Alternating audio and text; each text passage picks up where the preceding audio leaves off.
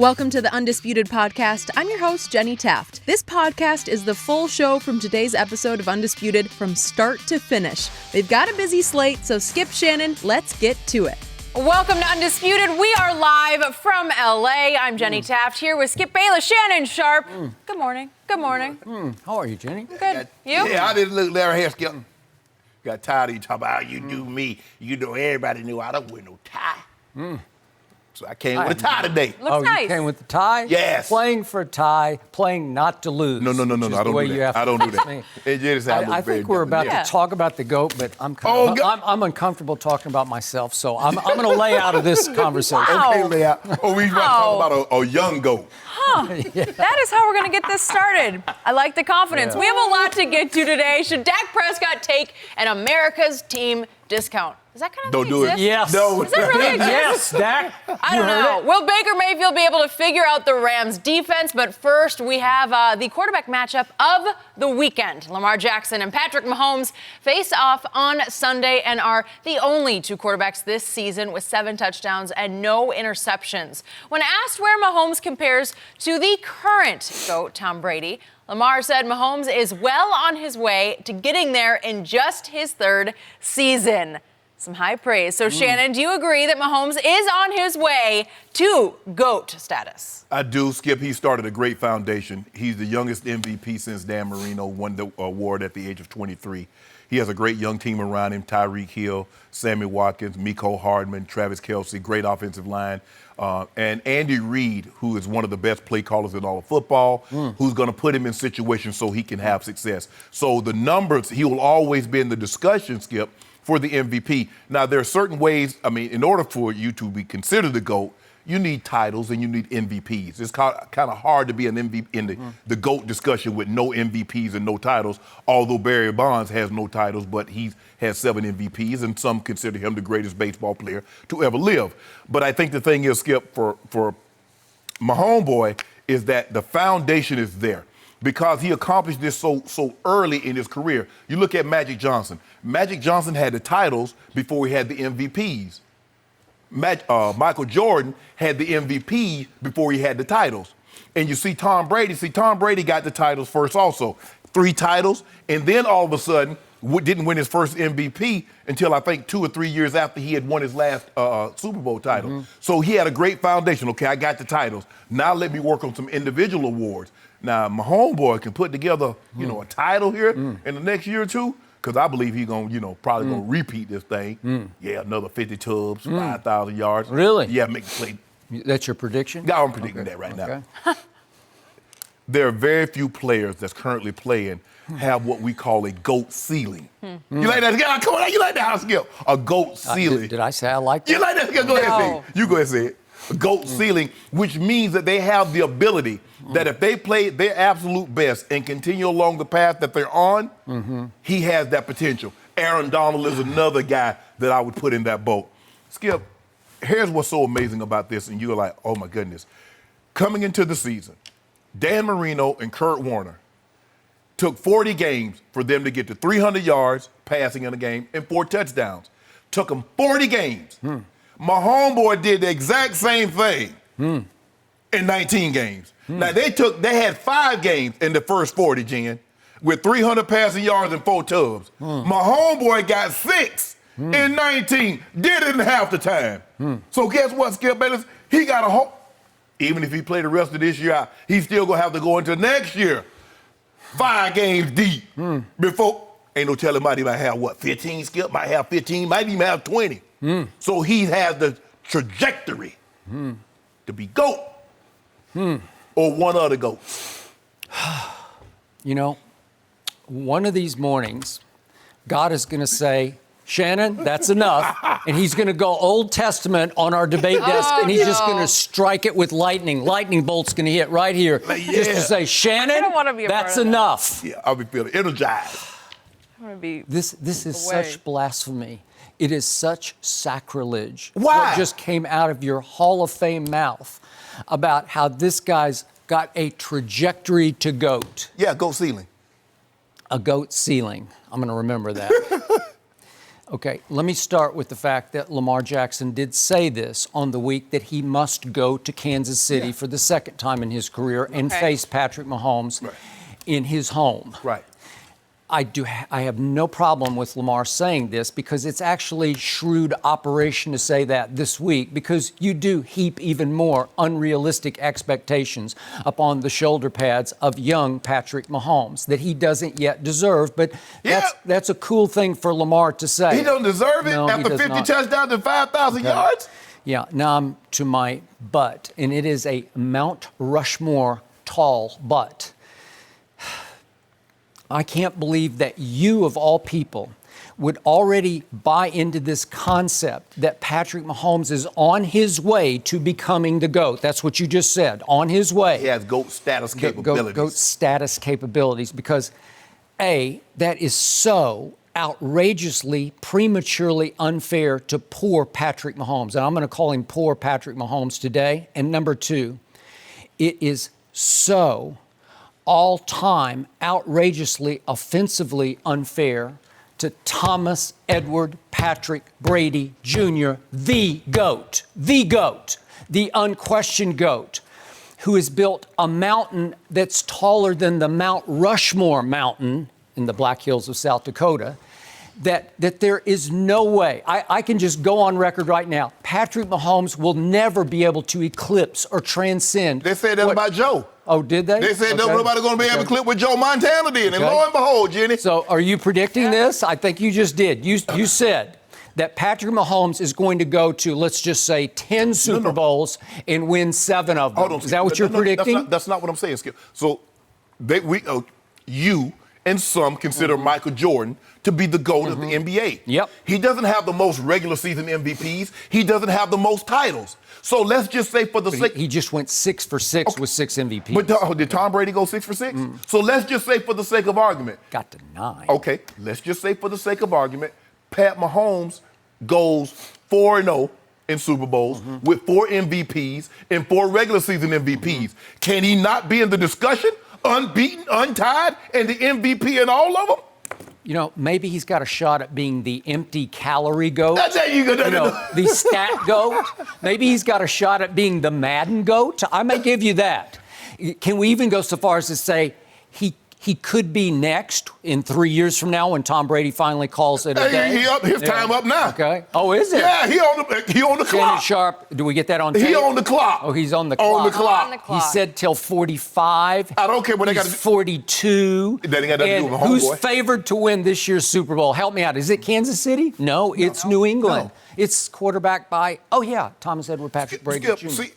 So I'm just going to make sure I'm hearing you correctly. Oh, no, I'm going to make sure I'm hearing you correctly. Okay, so you're saying unless he gets to 10 Super Bowls, unless he wins 7, that's the only way. But I thought if he goes unbeaten and untied. Okay, let me talk because I let you talk for like 8 minutes to start the show. and they were empty calorie minutes. Oh. Yeah. There was no substance there. Okay, go ahead. Okay, let's just start with the fact that these two have faced each other twice already, and they were both times last year.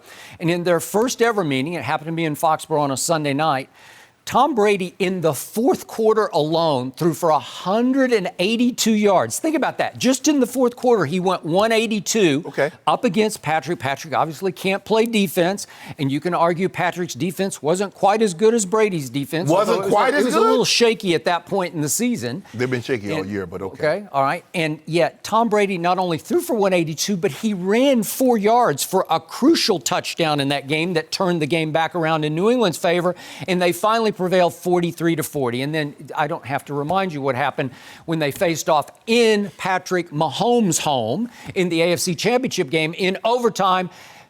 Tom Brady faced 3 straight 3rd and 10s in overtime and converted all 3. That is preposterously great. Okay, I'm not even starting yet. Do I get to keep going here? Go ahead. Can we just put this in the bigger perspective? Okay. Because here's what we're talking about eclipsing. 9 Super Bowls with 6, he's won 6 times with 4 MVPs that easily could have been 6 MVPs. I thought he should have won the one against the Eagles, and he could have won the one last year against the Rams. But more important, in those 6 victories, Tom Brady has 6 game-winning drives in the fourth quarter overtime. Think about that. So you've won 6 Super Bowls with 6 game-winning drives in the fourth quarter overtime.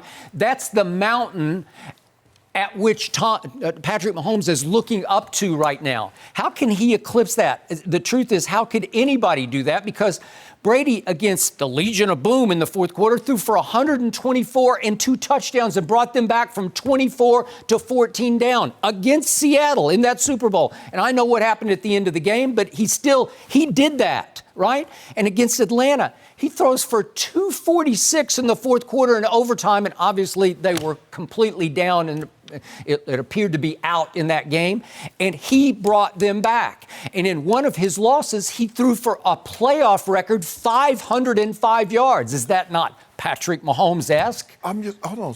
But my argument... How can you eclipse that? How can you even start?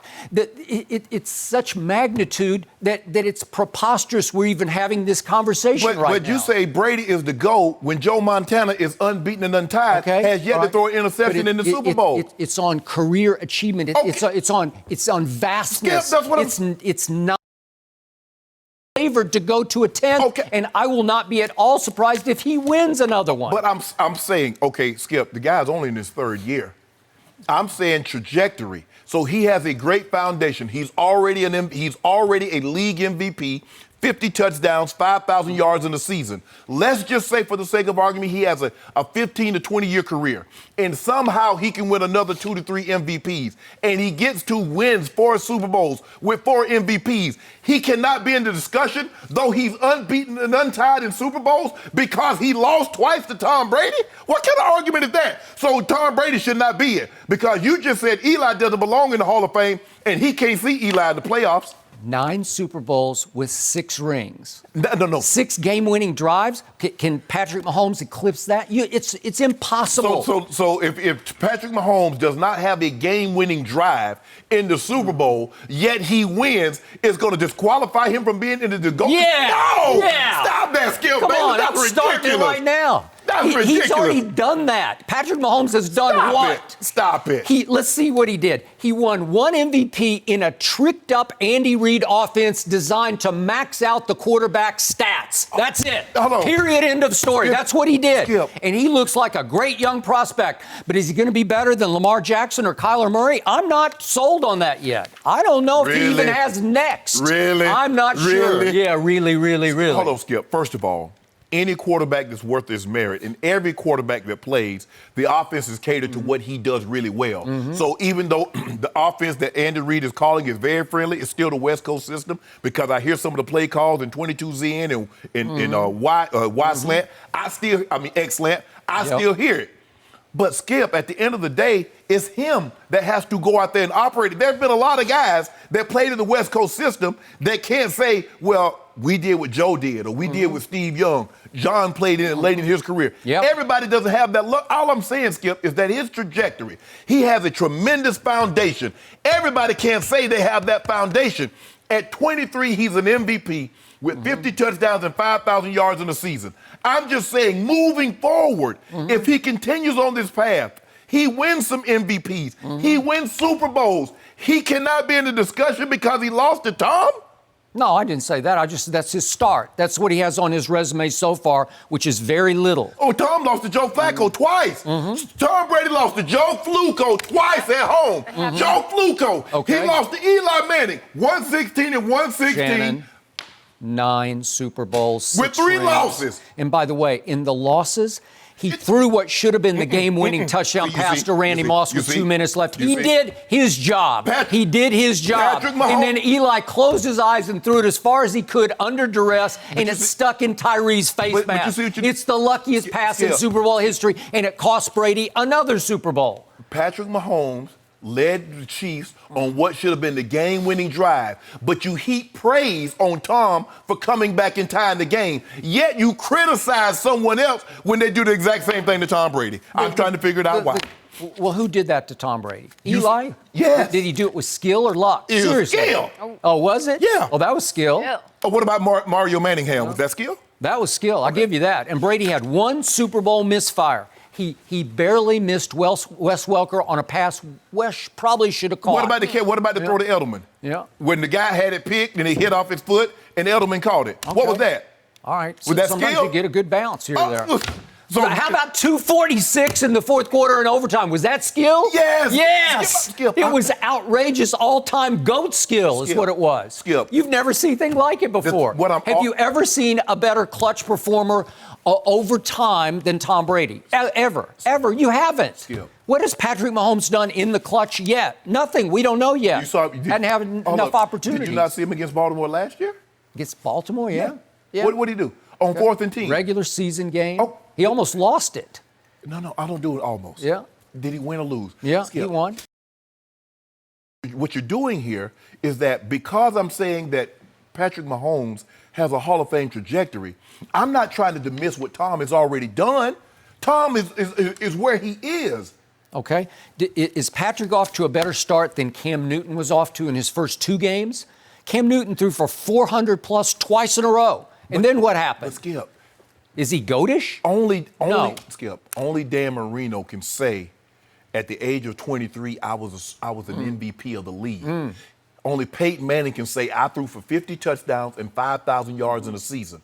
The dude has 300 passing yards game and 4 TDs in 19 games. It took Dan Marino and Kurt Warner, who are in the Hall of Fame, double the amount. I will give you 100 MVP trophies, and I'll take 1 Lombardi. That's what I'll take. No. Yeah. No. Oh, you're saying that? No, Skip. I'm saying that I believe in order for you to be in the GOAT discussion, I believe you need more than 1 MVP because no one in no sport can claim GOAT status with just one regular season MVP.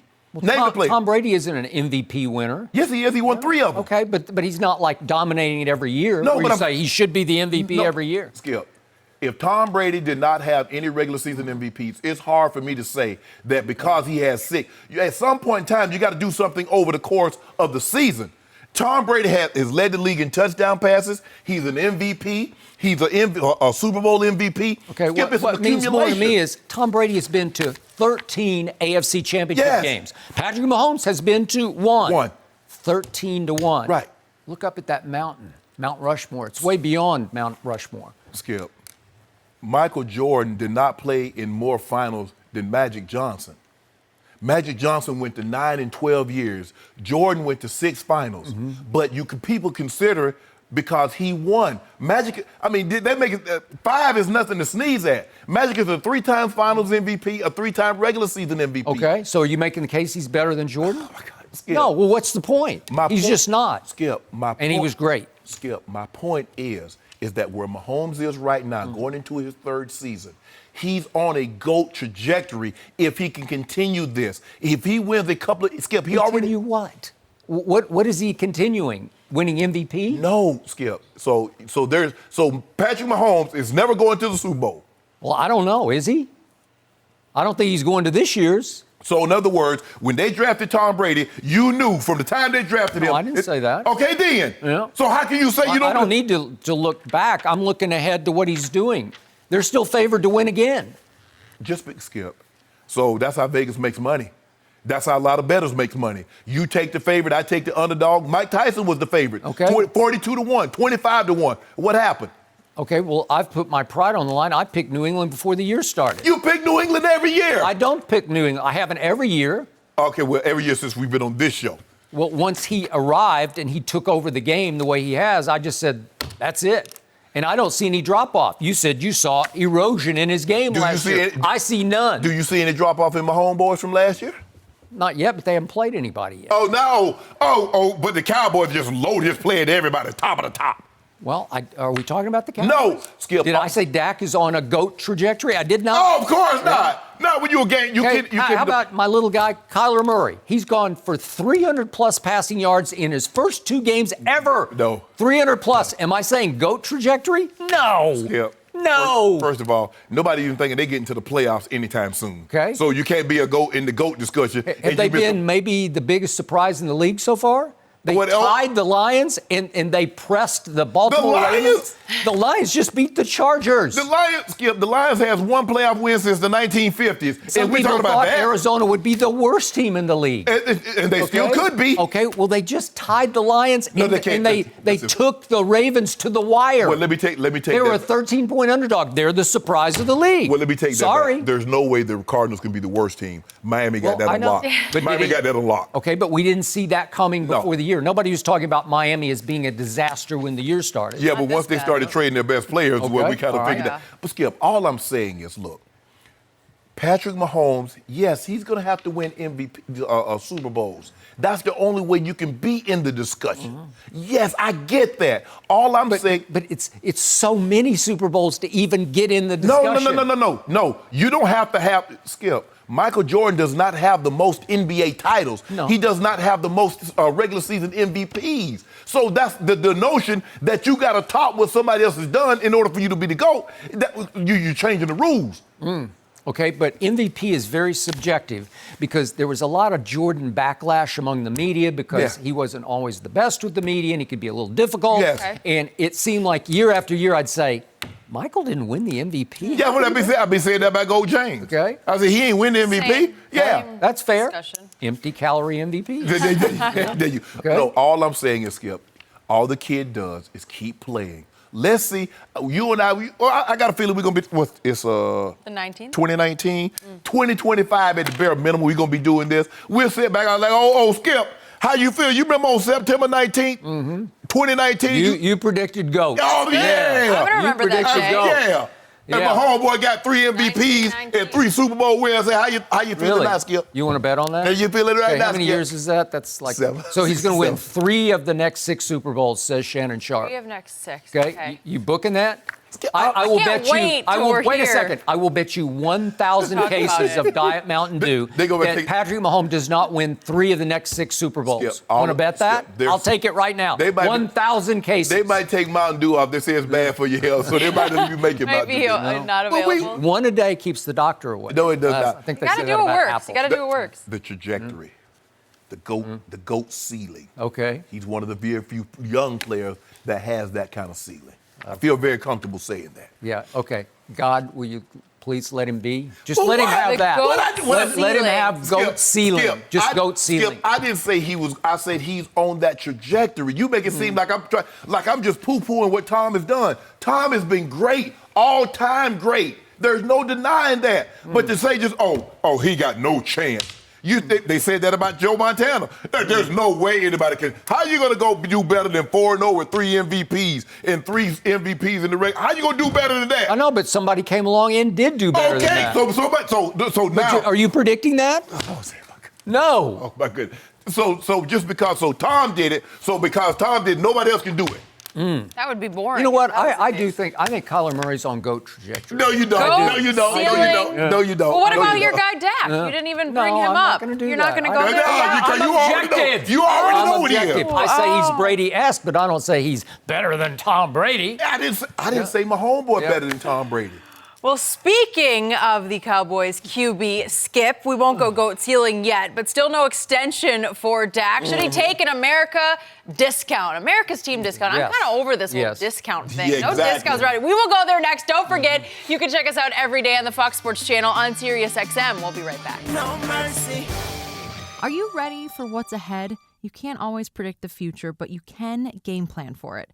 Generations of families and businesses have harnessed the power of Pacific to help them reach their unique goals. Whether you need to save enough money to meet your needs, ensure your family is protected, or make sure you don't run out of money, Pacific Life has a variety of financial solutions that can help. Pacific Life counts more than half of the 100 largest U.S. companies as its clients and has been named one of the 2019 World's Most Ethical Companies by the Ethisphere Institute, protecting what matters most to people for 150 years and counting. That's the power of Pacific. Ask a financial professional about how Pacific Life can help you game plan for your future, or visit www.pacificlife.com. No mercy. Thursday Night Football is on NFL Network. It's a primetime showdown between division rivals. Titans, Jaguars, we are all rivals here. Thursday Night Football tonight at 8 Eastern, only on NFL Network.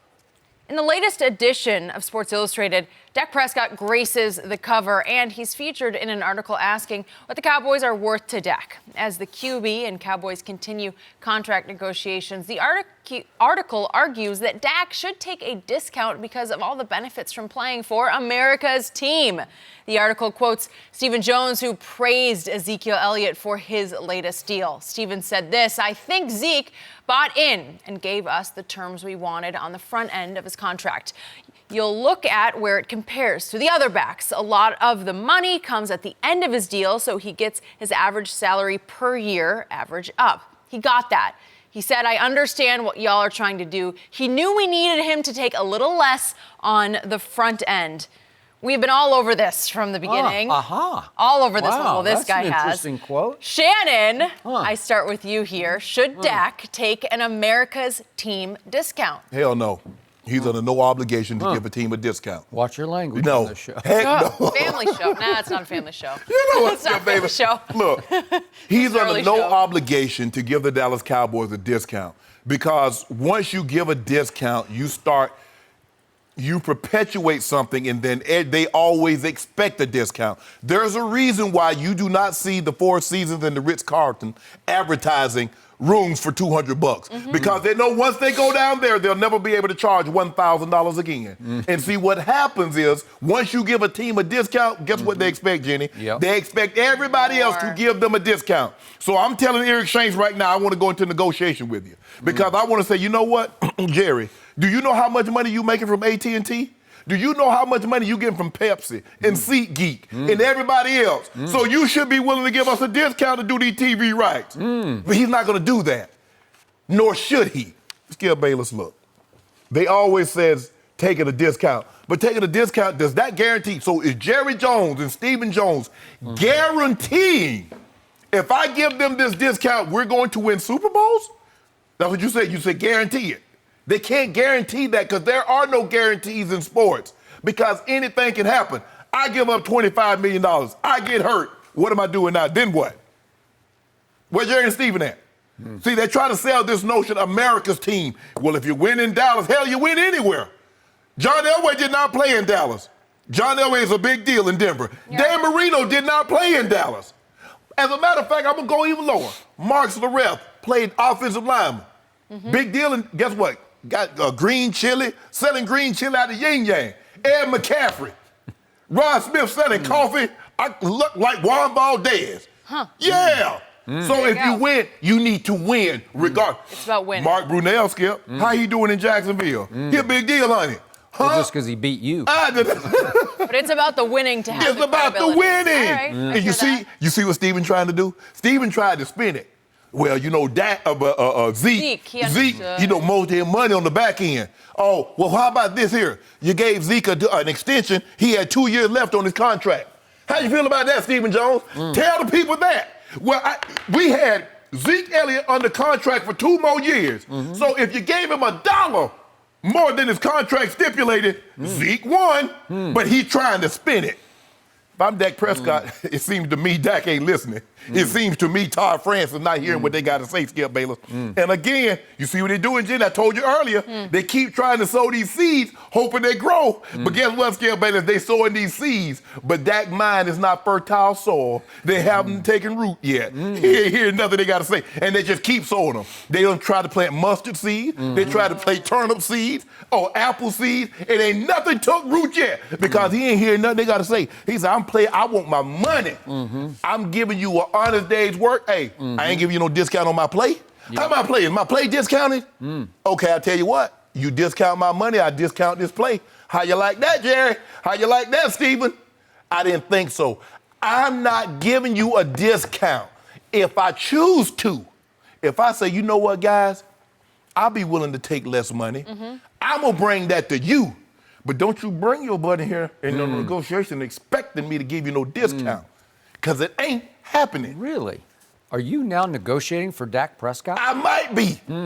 Todd, call your boy. Really? Yeah. because you'd go in there and just tear things up. I ain't trying to tell nothing, Skip Bayless. If you were running this negotiation, Dak would be in Cabo right now. No, right? no, Dak. No, Dak. Keep doing what you're doing. Because the price going up. The price is not coming down, dude. Well, but you say he's average at best, so how's he going to keep on keeping on, right? You know, hold on. Yeah. You know how sports work. Sports is not based on what a player's worth. What does the market dictate? The market dictate old Dak should get about 120 plus $100 million at the time of signing. Because we know he's better than Carson Wentz, and we know he's better than Jared Goff. We do. We know that. We talk about trying to get a discount because it's America's team.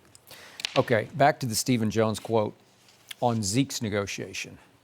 All I heard that day that the news broke, that all of a sudden Zeke's back from Cabo and he has agreed to a new deal. All I heard from this seat, and especially from that seat, was, look, Jerry just got taken to the cleaners by Zeke. Jerry just crumbled. Jerry just got fleeced. No. I sat over here and I said, no, he did not get fleeced. So why did you do a new deal? You didn't have to do anything. So obviously, he had earned a new deal. All he'd done is lead the league for 3 straight years in average yards per game. Zeke won. Yeah. If my contract's not up and you give me more, how did I lose? You got ahead of the curve is what Jerry Jones did, and I warn you about him. He doesn't have the highest football acumen. When football IQ is in place on the table, sometimes things go afoul, go amiss. But when it comes to negotiating, this is the slyest old fox, and he will get right in your henhouse. He'll sneak right in the back door when you are not expecting it or not looking. And in this case, when it comes to a salary cap, nobody can put on his thinking cap the way Jerry Jones can. And I told you what was going to happen. He would finesse and finagle a deal that would allow Zeke to beat his chest and say, I'm the highest paid running back in the league. I make $100 million. Right.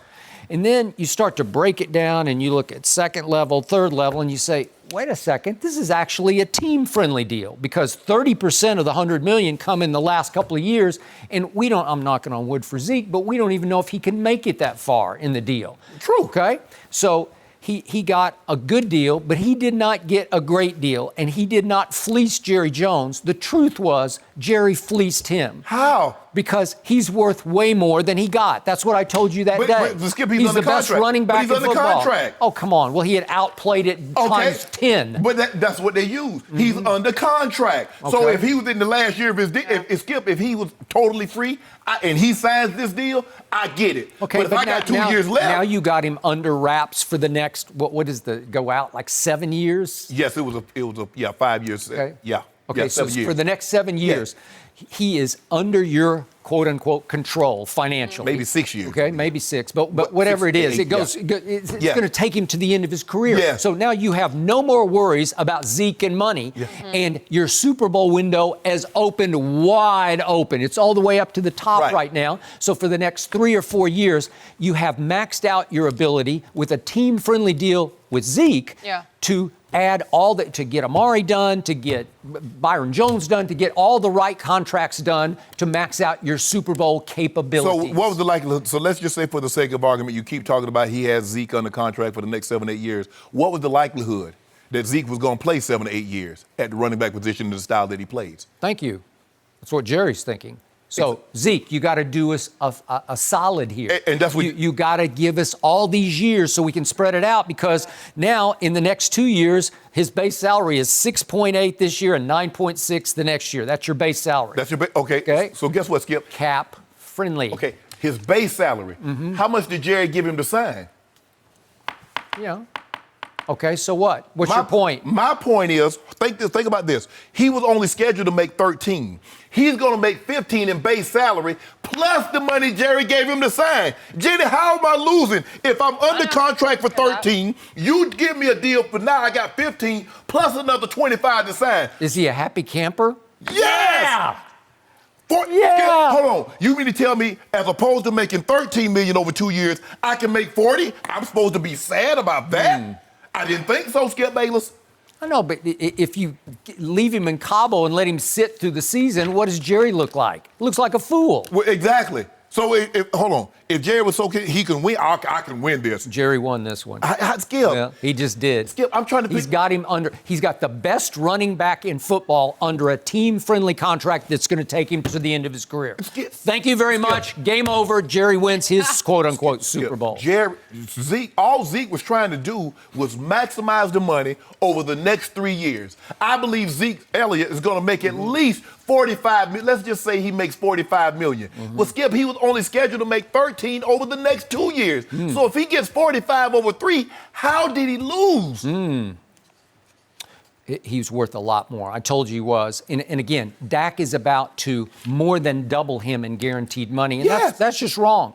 Because Dak isn't twice as valuable as Zeke. But the thing is, Skip, he plays a different position, and we know the quarterback position gets played more. I'm just telling you what the deal is. Yes. And Jerry and Steven are very happy with that deal. Now let's get back to America's team concept. Please. It really operates. It's why, and I know you threw the Broncos at me, but trust me on this. Troy Aikman grew up in Los Angeles and then Henrietta, Oklahoma, and he now lives in Dallas, Texas. And Michael Irvin, the playmaker, he grew up in South Florida in Fort Lauderdale, and he lives in Dallas, Texas. And Emmitt Smith grew up in Pensacola, went to the University of Florida. Did he go home? No, he's living in Dallas, Texas. Deion Sanders is a good one because he played in Atlanta and he played in San Francisco, and he's obviously from Fort Myers, Florida, and played at Florida State and Tallahassee, and he lives in Dallas, Texas. Why? Because they can max out their postseason earning power in Dallas. No city. And Denver is close. But no city hero worships its pro football stars like Dallas does. And what you name all those guys? You name Troy and Deion and Michael and Emmett, Roger Staubach. What do all those guys have in common? Would they have the earning potential that they had they not won those Super Bowls? Nope, got to win Super Bowls. That is true. Okay, then. Got it. No, you're right.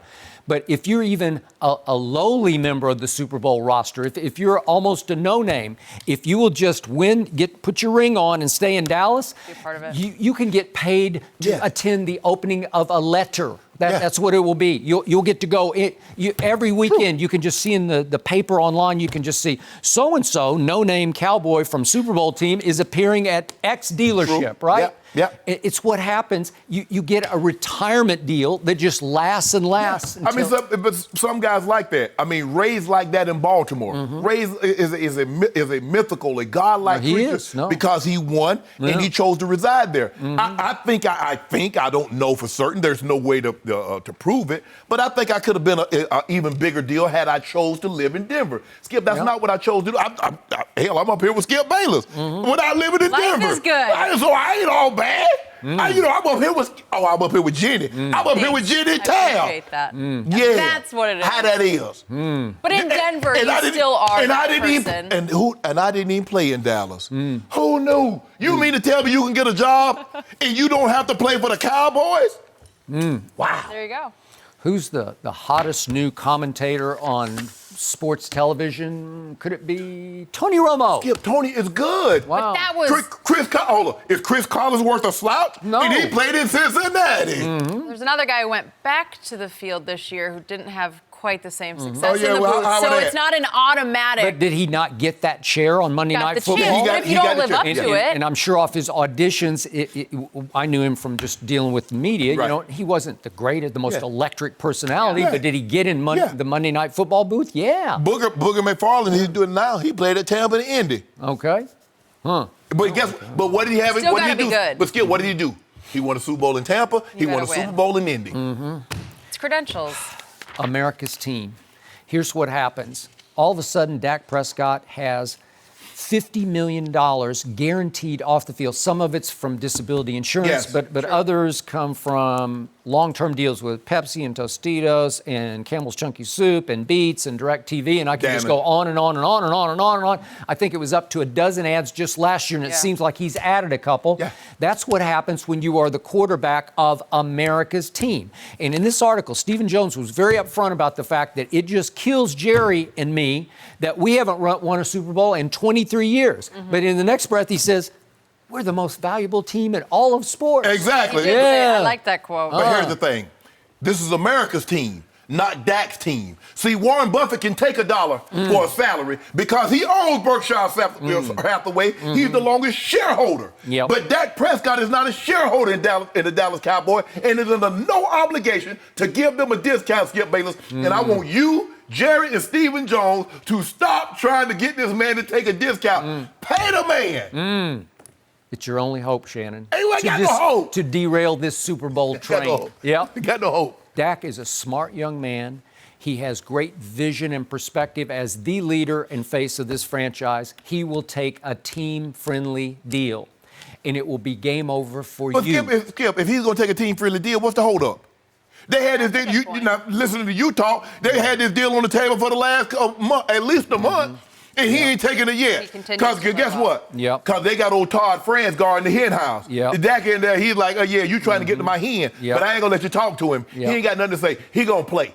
Yep. He going to keep laying these golden eggs, and you're going to have to pay for them sooner or later, Jerry. The price keeps Last going up. Stephen Jones quote in this article, that's why deals can't get done right away, because we're asking all the players to, hey, let's not take every last penny here. Every last penny. Let's spread the wealth. I am. I'm going to spread it to my wife, my kids, their kids. We're talking about generational wealth. Yeah. And that's what Jerry Jones had. Jerry Jones is accumulating this big old pie, not just for Stephen and Charlotte and Jerry Jr., but the grandkids and their kids. And so Dak Prescott is thinking the exact same thing. I want to make sure my kids' They're going to do just great. Yeah, exactly. But they're not going to be doing just fine if I give a discount. Jerry, you buying $250 million yachts. I wish I might give you. Hold on, Jenny. Must be nice. No salary cap on yachts. Ain't no salary cap on my talent either. I want my money. Well, no, you said there's a hard cap on his talent. You say he's average. Well, no.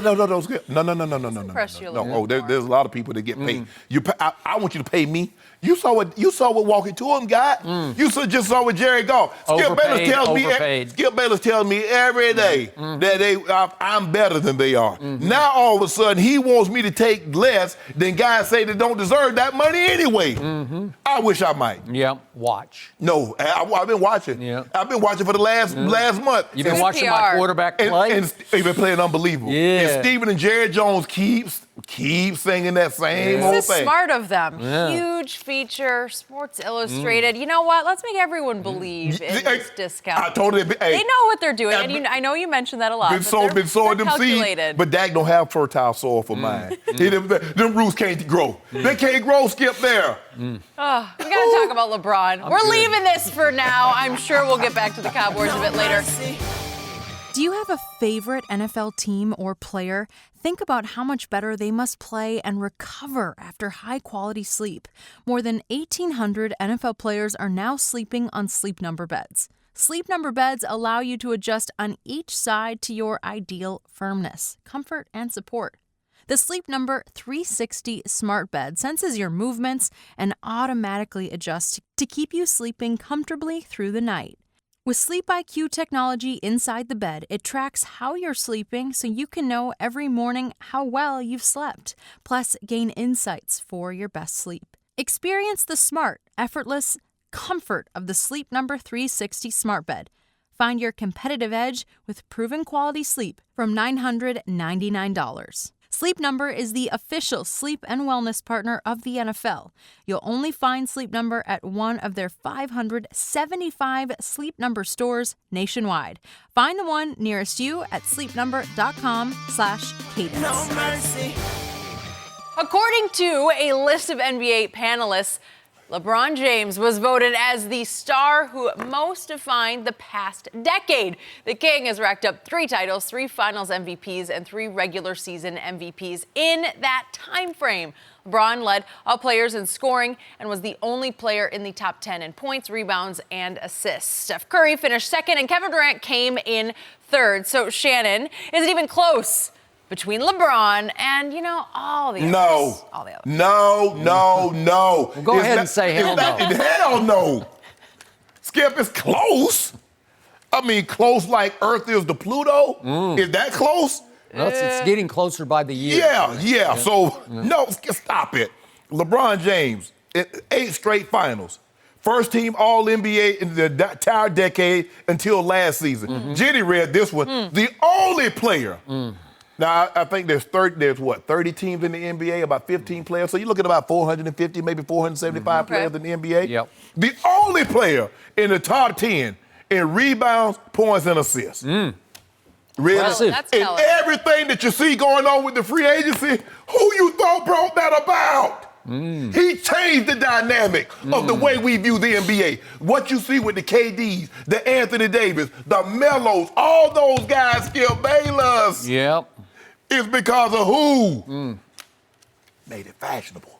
Before him, I got to finish my career here. I can't stay. I gotta stay here because I'm loyal to this team. Now I know one day they might get rid of me. No, LeBron James said, I'm gonna take ownership.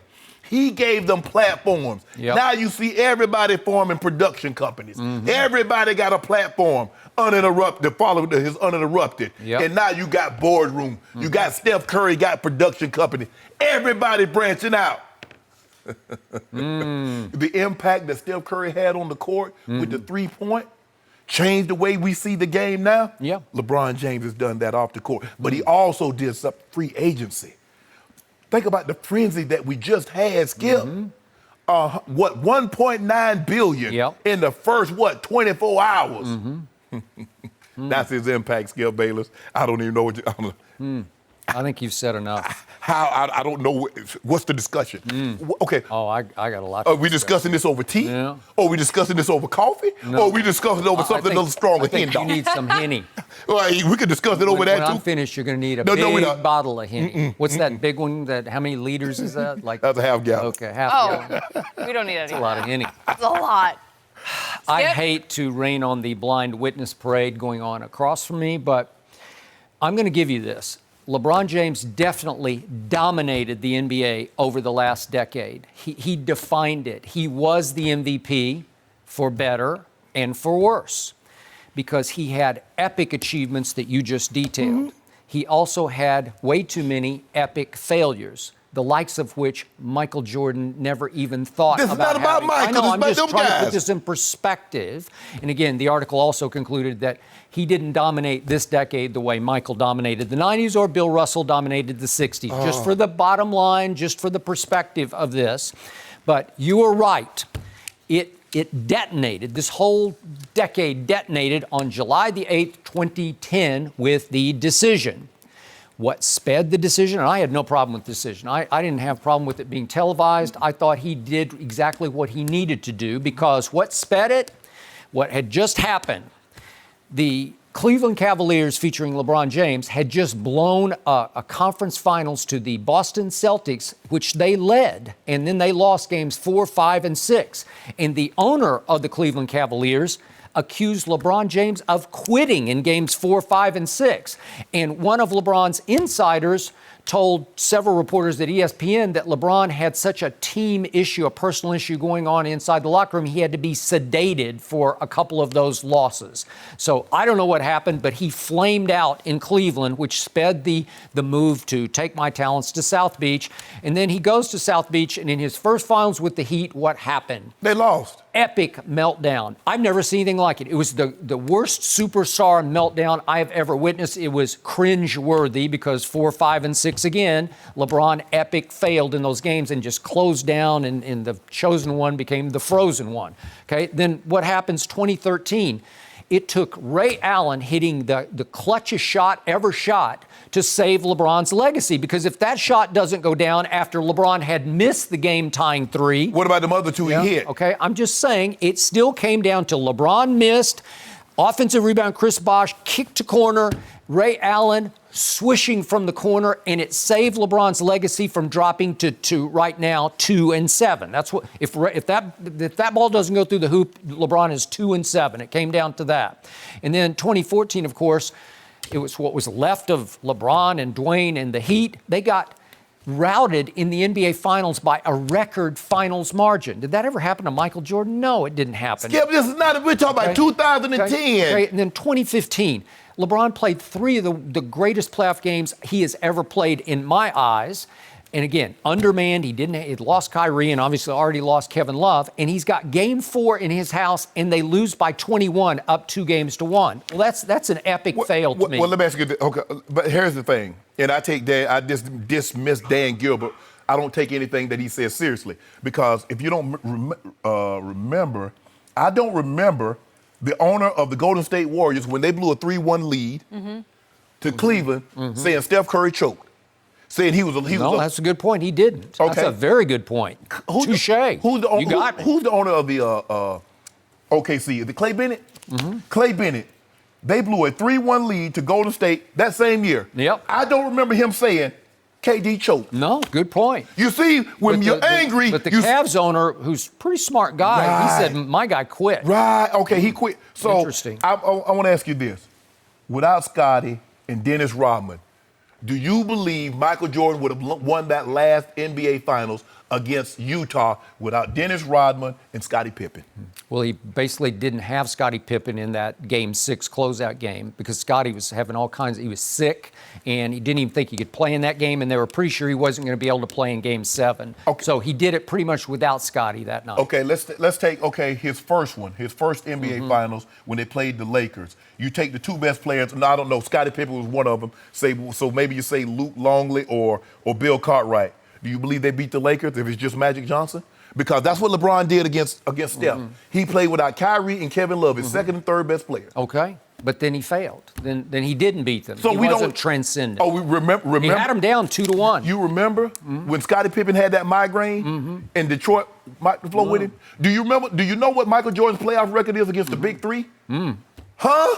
Do you know what it is? Tell the people at home. I thought this was about LeBron. Oh, now it's about LeBron. Oh. You brought Michael into this. Okay. Michael was minding his own business with some big jeans. I got rudely interrupted here because I didn't finish, but then we had the 2018, another epic meltdown at the end of Game 1 at Oakland. You can't do this. You've refused to take the shot after you've scored 48 points and been as hot outside the paint as you've ever been in a playoff game. But he can't shoot, remember? And, well, no, he's shooting that night. Finally had a hot hand. He gets the rare hot hand. Like you tell me, how can a guy shoot rare like that hot can't hand. shoot?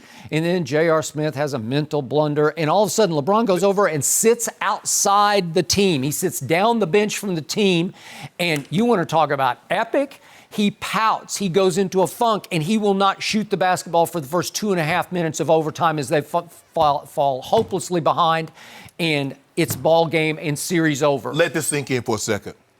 Sweat. The second and third best players of the decade of the 2010 was on one team, and we expected LeBron James to beat them. So I would like to see the all-decade team of the 1980s and 1990s, and I want to see if they had 2 players that was second and third, and see if they were on the same team, and Michael Jordan beat them. Well, then we have to include what happened last year with the Lakers when LeBron went 28 and 27 in games he started, and the year ended with a lowlights tape circulating on the internet. I'm not going to show it again today because I don't want to rub it in because this is LeBron's moment. This is his moment. I don't have the tape. Hold on, talk about how you going to talk about this moment, and you just brought up everything that the man done bad in the last decade, but you wanted to have his moment. Off the court, you got me, because nobody has been more courageously outspoken on social issues than LeBron James.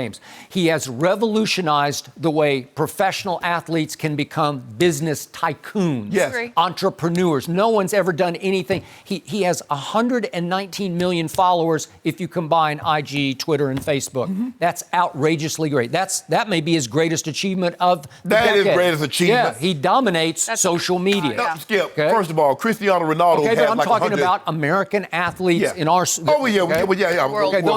a global game. Hold on. You mean to tell me Tom Brady ain't got 120? No. Oh, look, with all those Super Bowls, with all those MVPs, the GOAT. Yeah. And I got the faux GOAT on my side, and he got quadruple? Thank you for using my expression. He is the faux GOAT. Hey, what that tells me is that everybody know who the real GOAT is. Really? But I just want you to tell me, I just want to know, Skip, because you know it's not even close. You know it's not even close. The guy's been on the All-NBA team, first team. He's been in Jenny, I know you didn't know this, Jenny, but he's been 3 times first team all defense. The 2 and 3 can't say that. Until the last 2 years when he stopped playing defense and it got ugly. Wait, hold on. Was 2010, 11, 12, 13, 14, 15, 16? Was that the decade? Was that in this decade? I just need to know. No, those were in this Okay, what decade. about those 3 finals? I want to know the guy that has more than 3 finals MVPs in this decade. I give you that. LeBron James took the decade as the drama king. That's what he was. He's the drama king. Stop trying to. He's just like every day it's more drama. He defined it. Yeah. Defined. He was the most entertaining player by far, for better and for worse. There's no worse. Yeah. There's no worse in this situation. You can sweep it all under your little rug. Ain't no rug. Ain't no rug. Yeah. Ain't no rug. Yeah. He the GOAT man. GOAT man. Number 1. And it's not even close. Skip, I don't even know what. You know what? I should. I will give you this. He's the GOAT What are you of the looking decade. for? Will that make you happier? What do you need? Go to the decade? No, I should have brought me a drink out here. Okay. Because I don't care. Stressing out over here. I'm trying to figure out what we're discussing this over. We could have had tea. We could have had coffee. We could have had a half gallon. Well, I mean, whatever, Skip. Whatever you come to at the end of the day, after we finish our coffee, our tea, our half gallon, it was going to be the same thing. GOAT James defined the decade, the baddest man of the decade. No more questions, Your Honor. He was bad a lot of times. No, it was. Hold up. Who won more finals in the decade? I want to know who won more. Oh, okay. That's Steph Curry got 3. Got me. Clay got 3. But which one of those guys got finals MVPs? How many did he lose? How many did he get to? Like, you don't do that with Tom Brady. You don't say how many did he lose. You say he got the 9. He got the 9. Wait, one guy's 6-3 in the finals, and your guy is 3-6 in the finals. I don't want to know if he got L's on his resume. So wait a second. LeBron is the un-Brady then. Does he 3-6. I just need to know, does he have L's on his resume? Does he have L's on his resume? Shouldn't have. There you go. Skip, stop doing it. What do you mean he shouldn't have? Yes, he should. For 505 yards and his coach benches the best defensive player? Okay, LeBron James was 51, 8, and 8, and he lost the game. But he lost the game to a guy that's number 3 on the list, who had the highest scoring average in the decade, KD. A guy that hit 400-plus threes in a season, who's second on the list. I'm not making a case for KD. It's all about LeBron, for better and for worse. LeBron at the moment. I just wanted you to say, you know what, Shannon, for the first time, I'm going to have to agree with you 100%. But no. I agreed with you 50%. You got the right part right, but you got the wrong part wrong. I want no 50%. I'm waiting for those LeBron celebrations when we get into the season. It's coming, Jenny. It's coming. I kind of miss those days. It's coming, Skip. It's coming. It's been a while. I got me a New Jersey. Got me a pair of shorts. My guy Don C. hooked me up with them old denim Laker shorts. Oh, they're going to be a regular occurrence. Did you say denim Laker shorts? Denim Laker shorts. My boy Don C. hooked me up. Oh, boy. So somebody is now trying to that give somebody is props. Fashion. And I'm going to have them bronze 17s. You know he got a signature shoe. Okay. He one of the few guys, Skip, that got a signature shoe with one. Somebody's begging for free merchandise. Enough of LeBron for now. We're going back to the NFL because Odell gave us his pick for best player in the NFL. We're going to find out if Skip and Shannon agree, or maybe someone else they'll give that honor to next. Odell Beckham Jr. is showering Aaron Donald with high praise ahead of the Rams-Browns matchup this Sunday night. OBJ does not think the reigning 2-time defensive MVP is slowing down, so take a listen for yourself. He's probably the best player in the league. He's been since he came out and was drafted. He's just been that way. He's, if not the best player in the league, one of the most disruptive players I've ever seen. So, 99 has to be accounted for. The game plan starts right there. Like I said, they have a lot of other stars, a lot of other very, very talented, great players, but it starts with 99. So we have to get that handled, and like I said, we're going to be tested in every position. Well, Skip, do you agree with OBJ here? No, I do not. Look, Odell is saying what he should say the week before the Browns have to face Wade Phillips' Rams defense. That's a tall task. But Odell is also saying what's trendy, what's chic. Everybody wants to wear a Richard Mille watch, right? Richard Mille, right? I appreciate you practicing that. I'm trying, but everybody just continues to sheep think and say, oh, yeah, Aaron Donald's the best player in football. No, he's not, and that's not even close. I keep hearing that. I never, ever see that. I'm going to get to what I saw Sunday, which was the first time I ever saw 99 flash. Sunday was the first time I remembered, oh, yeah, he's number 99. Oh, no, you didn't. Because, no, true. Because I have watched him play now 3 games against my Dallas Cowboys, including one his rookie year. And again, Odell said the moment he stepped on the field in this league, he was disruptive and dominating. I don't even remember Aaron Donald playing in any of the 3 games against my Cowboys, and I did not know he wore number 99. Then I watched him play 3 more games in the postseason last year, obviously one against my Cowboys and one against the Patriots in the Super Bowl. He had 0 sacks, just as he's had 0 sacks in 3 games against my Cowboys. 0 flashes for me where I didn't once say, wow, did you see that? Again, I came up to an era where I watched 56 for the New York Football Giants.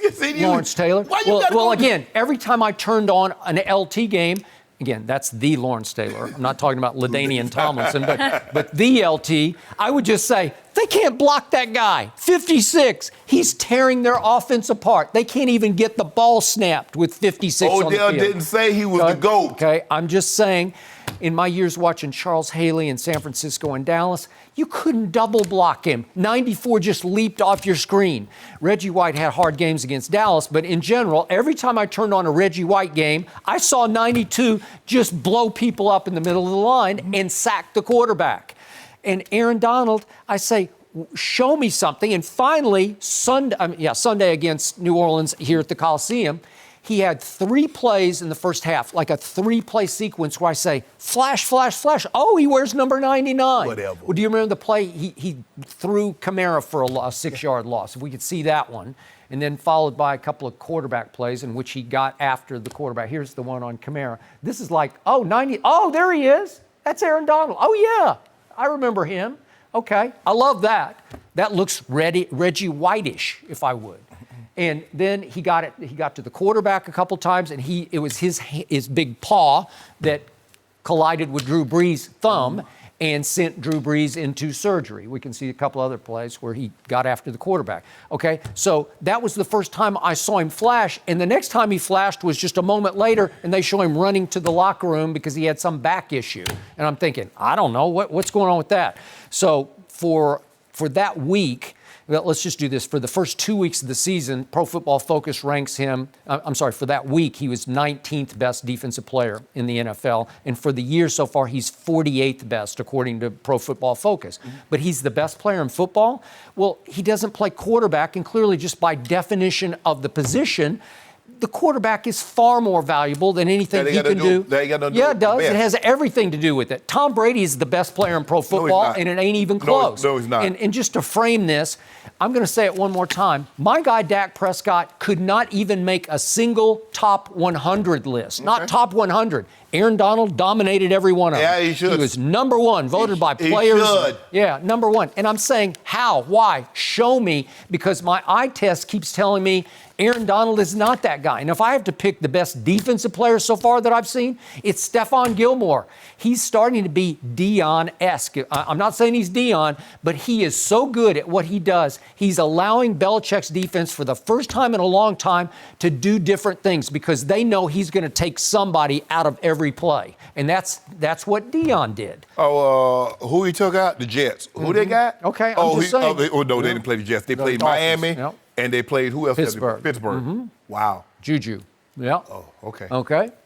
Skip, I agree with Odell.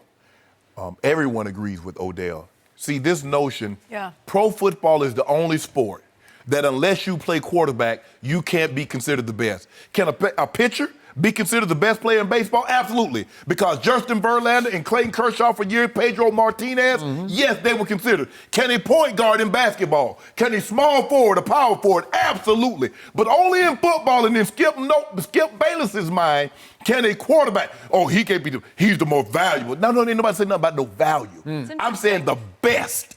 And Aaron Donald is well, that's semantics. Valuable is best. What are you talking about? What's more valuable? Right now, if you ask every GM, what if you had an open auction right now for teams? If you had a choice between, you can have Aaron Donald for the rest of the year or Tom Brady for the rest of the year, who are you taking? Skip. You're taking Tom Brady. Let me ask you a question. Yeah, it's not even close. Even though Steph Curry won the MVP, nobody thought he was better than LeBron. Even I don't know Russell about Westbrook that. won the MVP, nobody thought he was better than LeBron. I think they thought he had a better year than LeBron had. Better. Yeah. So that you doing semantics. The fact of the matter is, Skip, last year Aaron Donald was doubled 70% of his snaps. The next closest was J.J. Watt at 46%. Okay, but all those guys I named, the LTs, Charles Haley's, Reggie Whites, they got tripled. Skip. And they still dominated. The last year he had 20 and a half sacks. That was 4 more than the next closest. Also, that was a record for a defensive tackle. He had 25 tackles for loss, which was 7 more than the next closest. He had 41 QB hits, which was 7 more than the next closest. What do you do in the postseason? Skip. Help me out. See, I didn't interrupt you when you talked. I interrupted you. I was just sitting over here just I was like a student. I was like a student when I was in class. Jenny, the teacher, she was like, Shannon, if you want to say something, do not blurt it out. Raise your hand. Really? I just sat here and I listened. Maybe I should start calling. Yeah, just like Miss Kick. Sometimes the techer has to correct the student. But you was talking, so I didn't want to interrupt you. You could never interrupt the teacher. And I wouldn't do that. So Skip, I'm going to let Skip have his turn. So can I have mine? Reclaiming my time. Right. That's 25 seconds. Skip, look. I get it. He doesn't play the quarterback position. But was LT not the best player in the league at a point? So why was that? The quarterback, you say the quarterback. And LT played in the era with Joe Montana. So if Joe Montana is more valuable, how could LT possibly be the best player? Because he was transcendent and extraordinary, and Aaron Donald is not. Skip. LT wrecked offenses on a weekly basis. I know what LT did. But here's the thing you have to also look at, Skip. When players, Odell is a wide receiver. And people are like, well, why is Odell, talking about Aaron Donald? Yes, I'm studying the DB. I'm studying with Marcus Peters. I'm studying Aqib Talib. But Skip, you can't help it. Yes, I was looking at the Sam linebacker. Yes, I was looking at the safety or the possible corner that was going to guard me. But I said, man, let me run this back. Did Reggie just throw a 300-pound lineman on his head? Did Bruce Smith just do what did DT just do? No, come on, let me run that back again. Let me see it again. Skip, you watch. You know special when you see it. 99 special, Skip. I wish I could. He's very good. I give you that. Skip. Special is special. No, he's special. It's different. It's transcendent. It's extraordinary. It's all time. Skip. I'm not seeing all time. Here's the thing. Maybe our levels have sunk. No, maybe it's like we don't have great defensive players. The guy's in what, his 5th year, 6th year, and he's already has the defensive player of the year. He's a 4-time first-team All-Pro. He's in his 6th year. He's in 6th year. Yeah. So Skip, he's still look. He has a ways to go, and because what LT did is that he revolutionized. He made 2 position famous. It's going to be hard for someone because the left tackle came to be known the left tackle, the protector of the blind side, because of LT. And then he made everybody go, I need to find an LT. Yep. The Derek Thomases, the Von Millers, the Khalil Macks, the Clay, all those guys are because of LT. And what he was able to do, Skip, I don't believe anybody's going to 10. Think about this. He was 10 times first team All-Pro consecutively. Okay. Thank you. He was 3 times Defensive Player of the Year. He was Defensive Player of the Year, and he was Defensive Rookie of the Year in the same season. And you could know nothing about football and turn on a game and sit back and say, that 56 guy is something. Oh, my bad. I take that back. He was 10 times in his first 11 years. Carl Banks beat him out 1 year, but he was second team. And he won Skip, he was a league MVP as a defensive player, which is unheard of. There's only happened twice. Okay. He and Alan Page. So right here, right now, if I gave you a choice as a GM, Aaron Donald or Patrick Mahomes, who are you taking? I'm taking Mahomes, boy. Thank you. Well, but you just told me Aaron Donald's the best player in football. What are you talking about? What's your semantical definition of best player? Aaron Donald is the best player in football. But if you're trying to build a team, you always take the guy that can score points. Oh, well, maybe that makes the quarterback a lot more valuable than the defensive tackle. But say that about the value, Skip. It's the same. No, it's they're not. equal. No, Best it's not. equals value. So I want to make sure I'm hearing you correctly. Yeah. So every time someone wins the most valuable player. So, okay, I'm glad you said that. So I don't want to hear you say anything else about Michael Jordan, because Karl Malone did win MVP when Michael Jordan was in the league. I told you that was a popularity contest. I just explained to you. Every year I'd say, how did Michael not win that? They don't like him. Okay, so what about when Magic was in the league Yeah. and Larry, and they were Okay. winning them MVPs in the 80s? Okay. So what? Were they better than Michael? No. But they kept winning because there's popularity, and there's always, what do you call it? There's a narrative, right? My God. Skip, it's a narrative. Skip, you ought to be ashamed of yourself. Who was winning the championships? Once Michael broke through, he was a baby player when they were. And they were old men. Yep. Magic and Larry had walkers by the time he won. No walkers. But how did Aaron Donald get in this conversation? Because he doesn't belong. Yes, he does. He's the best player right now. Skip, see what you do, Skip, is that when someone says somebody's better, you go to the best player in the history of that sport. I do and say not. he's not there. You went to LT. I can make a case LT is the greatest player in Okay, NFL let's stay history. current. I'll go to Tom Brady. Tom Brady's better than Aaron Donald. No, he he's just not. is. He's No, just he's not. way No, better. he's not. No. He's like 100 times better. No, he's not. You know what? The city of Los Angeles now has 2 overrated ADs. They do. 2 overrated ADs. And you know what I'm talking about. I know that one that's 6'10" about to win the title. And you're going to change your tune Did you just next think of year. that on the spot? Or? Maybe. You would think, I tell you Not what, bad. I tell you what you do. I bet you'll be singing a different tune in 2020. Really? June 2020, you won't be saying that. It is a slow start. I was like, how the words taste? You want those words that So you spewed? you're saying he's going to carry the old man to a title? I don't care what you call it, what you want to. I was like, how you like them words with barbecue, or do you want lemon pepper on the words you got to eat? Because you gonna eat them word. How many words have I ever eaten on the show? None. We're gonna talk about what you ate. Taco. We're gonna talk about the word taco. We haven't even gotten there that yet. changed life in Dallas. That changed a few things. But before we get there, we are going to talk about the level of concern surrounding Baker Mayfield's slow start this season. It's been interesting. Eric Dickerson, he joins us. Let's get his answer as well next. No mercy. So the Browns host the Rams on Sunday Night Football and are 3-point underdogs, according to Fox Bet. Baker Mayfield has had a shaky start to the season with 2 touchdowns, 4 interceptions, and it has at least one former Browns great concerned. 6-time All-Pro Joe Thomas said that Baker's lack of rhythm is surprising and unsettling, and that the QB seemed confused about several of the Jets' coverages on Monday night. So we're now joined by Fox Sports NFL analyst Eric Dickerson. Good to have you, Eric. Good morning. How you doing? So The ambassadors in the house. Yes, sir. it is good to have you Thank whenever you. we're talking about that team. But when it comes to the Browns, what do you expect from Baker when he faces Wade Phillips' defense? Well, one thing I expect him to be afraid of is Aaron Donald. We should have had him here for this Aaron last one. Donald. He'd be on Aaron that Donald. bandwagon. You know, when you watch Baker, he looks a little confused, and I think Greg Williams did a really good job of that. You know, the Jets don't have the same kind of defense that the Rams have.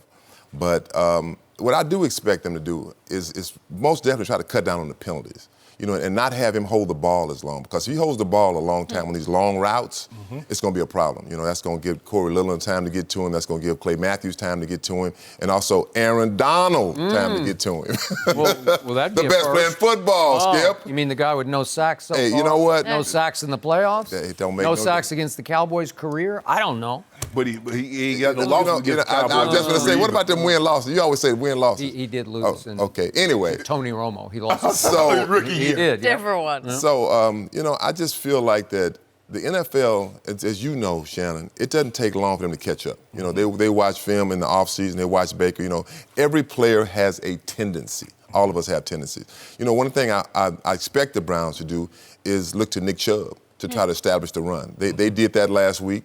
They started off running the football. The Jets stuffed it. They still came back to it and ran it, and it was good for them. And that gives Baker a chance to kind of get into a rhythm. But, you know, if he holds that ball for a long time and it looks confused, you know, one thing Wade Phillips will do will give him looks that it may look like this, but it's not that. Right. It may look like man, but it's not man. So that's what I expect. But do I expect us to win that football game, I got to go with that. Of course, I expect us to win. Handle it, I right? expect us to handle them. I Yeah. do. I expect You it. do. And see, I can say that because I don't have to play and I ain't got to get hit.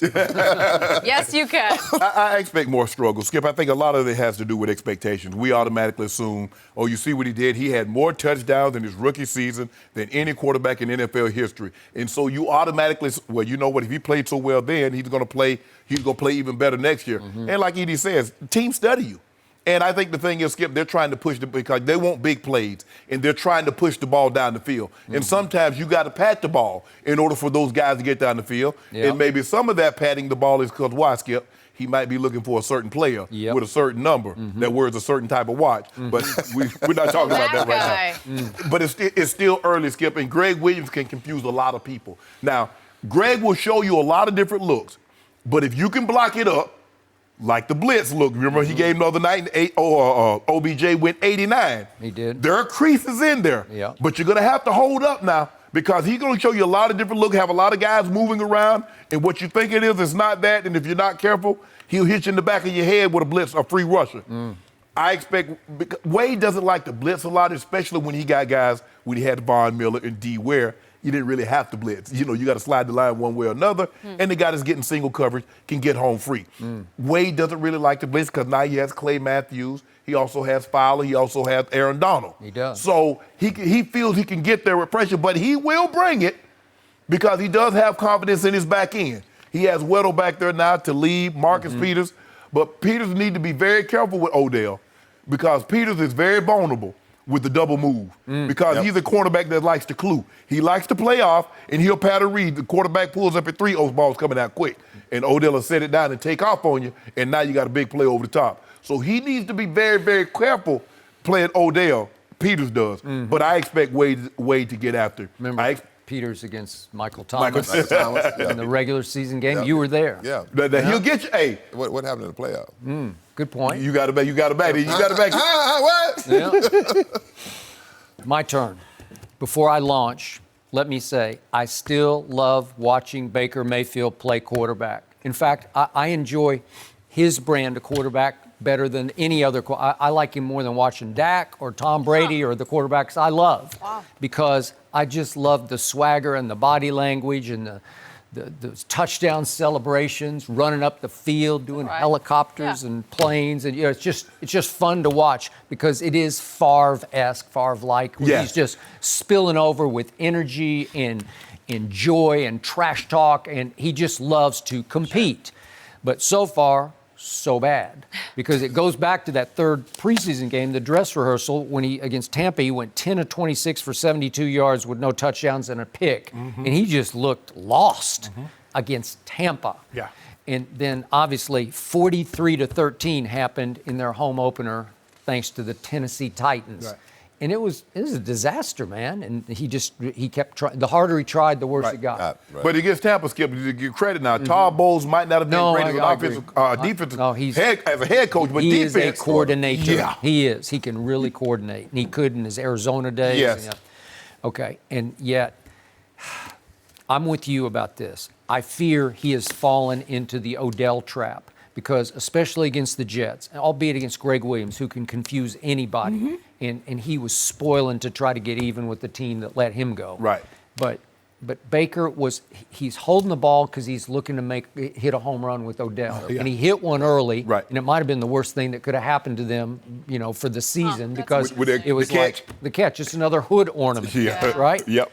And yet, after that, he's forcing the ball to Odell, and he's holding it, and he's trying to duck and dodge and hold and escape, and he can run a little bit, he can move a little bit, but after a while, he's starting to take shots, and he's starting to get beat up, and he's not a big man. No. He's not built like Cam is or any of the bigger quarterbacks. So to me, he's got to spread the ball because last year he didn't care. He was not Jarvis-centric last year. No. They had a bunch of young receivers, little Callaway, and I can name they had a whole roster. Higgins. Yeah, Higgins. They're pretty good. They're all pretty good, and they looked very good when he was spraying the ball all over the lot. Yep. So I'm a little worried because, listen, this is a tall test. Your guy can really, you want to talk about coordinating? That's a loaded defense with a really shrewd operator calling those defensive plays. Let me ask you a question. Where did Freddie Kitchens come from? Where did he coach at? We coached a lot of places. But where did he coach last? Arizona, yeah. So he knows that defense. Oh, okay. He knows it. He knows what Aaron Donald can do. Okay. He knows that they need to double team. We can sit here and say, well, he's not that. You say, oh, he's not that. But Freddie Kitchens is like, hey, look, this guy can hurt our quarterback. Okay, What did he do to Carson Palmer? I told my friend Roy Green when we played him in London. I said, he gonna make your quarterback retire now. Remember I told you that. He broke his arm. so you know. You got to account for that guy. You got to account for that but guy. everybody doubles it. Who doesn't double him? What was your stat? 80%? Double and triple. The back sometimes comes out and chip on. And you got to talk about the offensive line. Cleveland's offensive line is not that good. Not that good. So that's true. And the worst thing you could do, Skipper, you have an offensive line that's not very good, is hold the ball. Hold the ball. Because that's why he's taking a lot of hits, and he has double the amount of interceptions as touchdowns. You can't if you take what the defense gives you. Pretty soon they'll start creeping up, and then you'll be able to throw the ball over your head. But that shouldn't be your first order of business. Try to throw the ball over their head because they're like, nah, we're not going to give you anything cheap and deep early. But you can't keep taking those hits. It was insightful to me and intriguing that the ESPN guys on Monday Night Football kept saying that, and I assume they got this from Freddie Kitchens, that Nick Chubb is the most valuable player on that offense. Right. Well, there's Baker and there's Odell, but Nick Chubb's the MVP of the offense. You got to run it. Really? You gotta run it. Yeah. All right. Well, that would suggest against your guys, they're just going to run it and run it and run it. Yeah. They have to run it because, I always say the run sets up everything. The run sets up the play action. All of a sudden, you can't just set those guys there. You got to run the football because running opens it up for the quarterback. It really does. It makes the quarterback's job a lot easier. And then all of a sudden it makes the running back's job a lot easier. So they've got to try to run the football. They did it against the Jets, and they did a pretty good job of it. I think that Nick Chubb is probably one of the most underrated backs in the NFL. Robert Powell, he's better than people think. Better than people think. But Wade likes to play. He likes to play the run on the way to the quarterback because he really wants to punish your quarterback. But the Rams and the Patriots are just two teams that haven't allowed a passing touchdown so far this season. So something's working for you guys. Well, considering Miami didn't score any and Pittsburgh didn't score but 3 points. Yeah, I'd say they do it pretty good. Probably not going to give up a touchdown this week either. By the way, lately, the only quarterback who's had much success against Wade Phillips was Dak Prescott. I knew that was coming. What a good segue. Let's have the Rambassador stick around to help us figure out the most valuable Cowboy, Zeke or Dak. No mercy. Ezekiel Elliott got his new extension and is proving he's worth every penny. Zeke has the most rushing yards he has ever had to start the season, even more than the year Zeke led the league in rushing. Meanwhile, Dak Prescott is also having the best start to his career. Dak has the highest completion percentage, the most passing yards, and the most touchdowns he's ever had through 2 games. I like the sound of those. So, Eric, who will be more valuable to the Cowboys going forward? Are you going to go with Dak or Zeke? Well, first of all, both of them have had started off very hot, and so has Zeke. But they played against 2 bad football teams. Good bad football teams. About to play a worse one this week. But I'd have to say right now, Zeke, for sure. And look, as the Cowboys go, Zeke goes, and as Zeke goes, the Cowboys go. I think now, let's go 4 or 5 years from now, most definitely it'll probably be Dak. But right now, with that offensive line and Zeke, that is how they go. I mean, when you go back and look at the Cowboys in the heyday when they had Troy Aikman, Emmitt Smith, Michael Irvin, and a big offensive line. Really, it was Emmitt Smith because they ran the football. And that is the same football team you're looking at right now. They run the football first. They I see a smile here. They throw the football next. So I'm going to say that, and I'm going to let you have it, Skip. No, I'm going to let Shannon have it. Okay. Skip, I think the Cowboys will hope it would be Dak.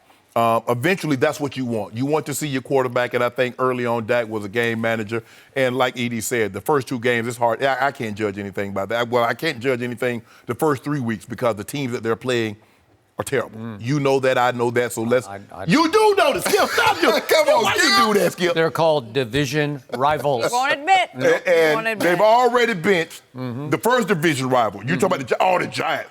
Eli Manning is going to the bench. Now, I believe in the next 2 to 3 weeks, guess who else is going to go to the bench? Case Keenum. Now, they're going to probably, they're probably going to stop Miami from playing football. They so bad. They are. Just cancel the season. What I told you, and I'm standing by this, I feared Eli and Case Keenum far more than I would fear either of those rookie quarterbacks. What about far more? What about? What did I campaigned? Please play Daniel Jones in the season opener, please. You want to see Josh Rosen? I guess you want to see Josh Rosen on Sunday, huh?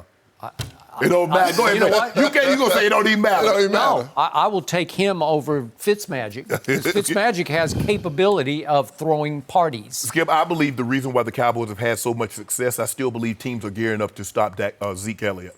Because if you look at this, Skip, in his play action, Dak Prescott on play action is 23 of 24 for 312 yards and 4 touchdowns. And guess when play action doesn't work? When you can't run the football and you don't have a running back like a Zeke Elliott. When you have a guy that you can fake the ball in his belly and rise up, wide open. Dak is throwing to a lot of single coverage because I still believe they're dropping that guy down. Skip, I'm not taking it away. He's been very, very accurate. 82% says, yeah, guys can be open, but we've seen guys miss. We saw him miss old Michael Gallup on a touchdown. Could have been a touchdown, but we talking about It was a great throw. It wasn't no great throw. Michael Gallup lost it in the sun. He turned the wrong way. It was right on time and on target. He's seeing a lot of single coverage, and Dak is being very accurate with the football, but I believe that's a reflection of teams still gearing up to stop Zeke Elliott. It's going to be very interesting to see without Michael Gallup, the number 2 receiver, who's playing unbelievable. We're going to see what they do now, but I still believe at the end of the day, especially right now, teams are going to still gear up to try and take away Zeke, and Dak is going to have a lot of single coverage. The question is, can he continue this accuracy? If he can, they're going to be a tough out. But teams are gearing up to stop Zeke, and you know it. I don't know it. The only thing I know for sure is that the 2 Hall of Famers I share this table with are dead wrong again. And I'm sorry about that, and I pity both of you because you're not seeing what you're seeing. I see. Your eyes are telling you one thing, but then your heart's telling you, I got to hang in there. I No. got to keep fighting for old Zeke. Because Eric Dickerson played what position? Oh, yeah. I think he's the greatest running back ever. So he's always going to side with Not the always, running but back. most of the time. You got to run the football. You do. There was a seismic shift in Dallas, Texas, and it started the second half of last season. And now it has been detonated by the new play caller, Kellen Moore. And I don't care how good or bad these 2 teams were. What did you see? What did your eyes tell you, scream at you, when you watch my quarterback operate the new offense with new weapons because we added Randall Cobb to the mix? He's been unbelievable. And Michael Gallup has emerged as a really legit deep threat, can be lethal. Unfortunately, he just had arthroscopic knee surgery, so he's gone 2 to 4 weeks. So who knows what will happen 4 to there? 6. No, it's 2 to 4. That's what they're saying. 2 to I'm 4 thinking it's still? 2. They always cut it short, but it's really sometimes it's longer. Yeah, well, we'll see about Well, you that. said you had it. I've had 3 times, quick. and I would just Not come too right bad. back. But you ain't had Did you play football? I didn't play There football. you I go. just run on concrete But 6 or 8 you got miles. to plant, Skip. The difference is I you know got to it's plant huge. cut. It's huge. I agree. With- But it's taking the pounding and the shock. Yeah. And if you have cushion, it's your meniscus cartilage. Well, he should have cushion because You he's have fairly cushion. young. Unless you tore it all the way through the Right. cushion. Well, Sometimes yeah. you tear it deep. Russell it- Westbrook tore his deep. Well, he's where going to it be more tore than 2. If he tore it all the way through, he's going to be more than 2 you could be weeks. threatened for the whole year. Yeah. But you'll know when he comes out of it. Right. He had it on Tuesday. Right. We'll see. But I don't know. But for now, he's not a weapon. But the point is, they have so many new weapons, and the quarterback has a new command of an offense because he has a deep soul connection with Kellen Moore. They love each other, and they're connected. And the ex-coordinator wanted to do meat and potatoes. He was all about Zeke. And now the quarterback is a little more valuable, in my view, than the best running back in football. And I think they will throw it a little more than they run it going forward. And we'll see, because they got some big games. They got your Rams coming up, and they got Green Bay and their new defense coming up, and they got the Vikings defense. And they got the Eagles twice, obviously. But I will concede you this, Skip. I believe that when Scott Linehan got the job, they were a running team because Tony Romo would put the ball in harm's way. Dak is a lot more cautious with the football. He doesn't put the ball in harm's way, so maybe they don't need to run it as much because Dak is really careful with the football. He's just not going to willy-nilly throw it up there, but he doesn't have a Dez Bryant, a 6'3" guy that can out-jump somebody. He doesn't have that, so he's going to be a lot more cautious with the ball. But don't ever underestimate the importance of Zeke Elliott and what he means to that offense. You don't even think he's the best in the business. I do. But I've always told you I like Dak. Yeah. When I saw him from the first time at the Coliseum in the preseason game, I'm like, God, he's accurate. We saw the same thing. He's accurate, and we've seen that the last 2 weeks. He's very accurate, and sometimes very bad teams. I was going to say that, but you know what? They're NFL. I'm not a Cowboy fan, as you know, but they're NFL teams. Bad ones, but they still. I could have completed 50% of those passes. Come on, Shannon. Come on now. Come on, man. You sound like them fans out there. I could have caught that ball. I could have made that tackle. Come on, Shannon. But at least I got something in my court. I did play, ED. You did play, but you can't throw no football. You know it. Jack Rabbit. He knocks him up. He puts the cuffs on him. I think we put the cuffs on him. Man, Jack Rabbit can't guard everybody, Skip. How about Josh Norman? Is he not any good? Josh was a systems guy from the beginning. Okay. All right. Enough for now. Eric, you're going to come back later in the show because first, Skip, Shannon, they got to discuss what Earl Thomas is saying, his big master plan to stop Patrick Mahomes. I want to tell you what he is saying next. No mercy. So, Ravens safety Earl Thomas is looking to slow down Kansas City on Sunday in what is expected to be the highest scoring game of this week. Thomas said that his goal against Mahomes and the high-powered Chiefs offense is to eliminate all the big plays. So, Shannon, do you like that Earl said this? I don't have a problem with it, but did anybody win TB's money last week? I don't think anybody won. Got a lot to give away. So does it roll? I know you were trying. Hey, you can't win if you ain't in. But you Why can't I be eligible? You're an employee here. You're going to take Terry's money? I sure would. Yeah, you would love to. Skip, I don't have a problem with it for the simple fact I think he's earned the right to talk. I think he's one of the preeminent, if not the preeminent free safety in all of football. But I think what he's saying is a lot easier said than done. A lot of times, I think what Earl is talking about, throwing the ball over the head like they did against the Raiders. On 3rd and 20, you can't give up a 40-yard touchdown, Skip. And I think that's what Earl is talking about. But what he fails to realize is that these guys are great with the ball in their hands. The first week, Sammy Watkins was basically taking 5-yard routes and going 60, 70 yards with it.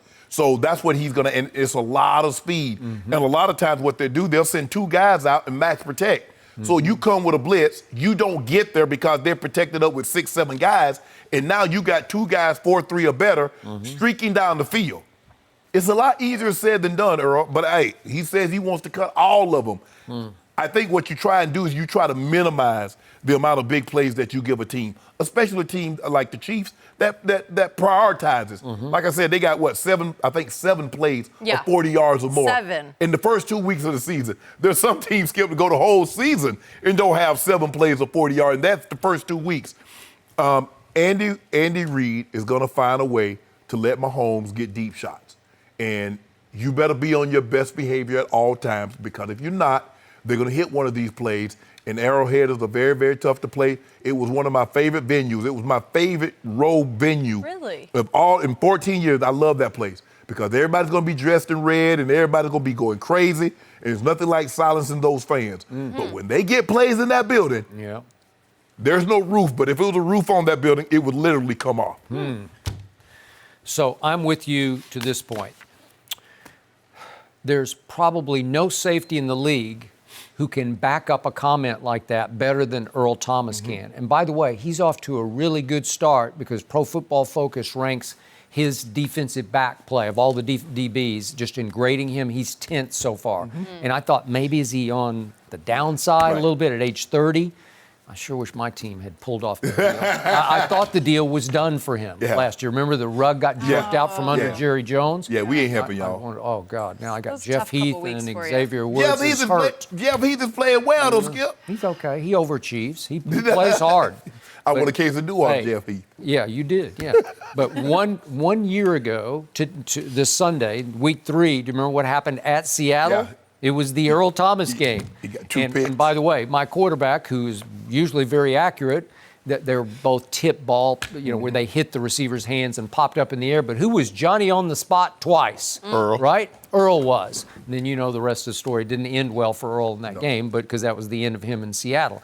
But the point is, they need 2 Earls in this game, right? Because it's a big, wide football field, and there are just too many weapons on the other side. Because when I was watching against the Raiders, what did he throw for, like 300 yards in the second quarter? Yeah. And every time I looked up, number 11 is catching a deep ball. Robinson. Yep, Marcus Robinson. And then all of a sudden, I'm seeing little Mecole Hardman get loose deep. Yeah. And then it's Kelsey's getting loose deep. And the running back on the wheel route. Wheel route. And you know Sammy can run by people. Yeah. And they don't even have the fastest guy on the team. And he's getting close to coming back. Yep. And so all of a sudden, it's just so many weapons. And it's an offense that is geared to throw it deep. Crazy deep. Yep. Like every other play is a deep pass called. And he's got the greenest light in pro football. There's nobody going to look over his shoulder. Andy Reid's not going to second guess him. He wants him to take shots. Yes. So Earl, as fast as he is and as instinctive as he is, and he has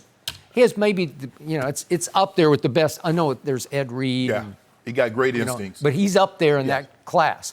But if this were the Legion of Boom, you could back it up better because you would have Richard Sherman and Cam Chancellor and Brandon Brown, right? Yes. Well, if you had those 3 to help you, to have your back, you might have a better shot. Right.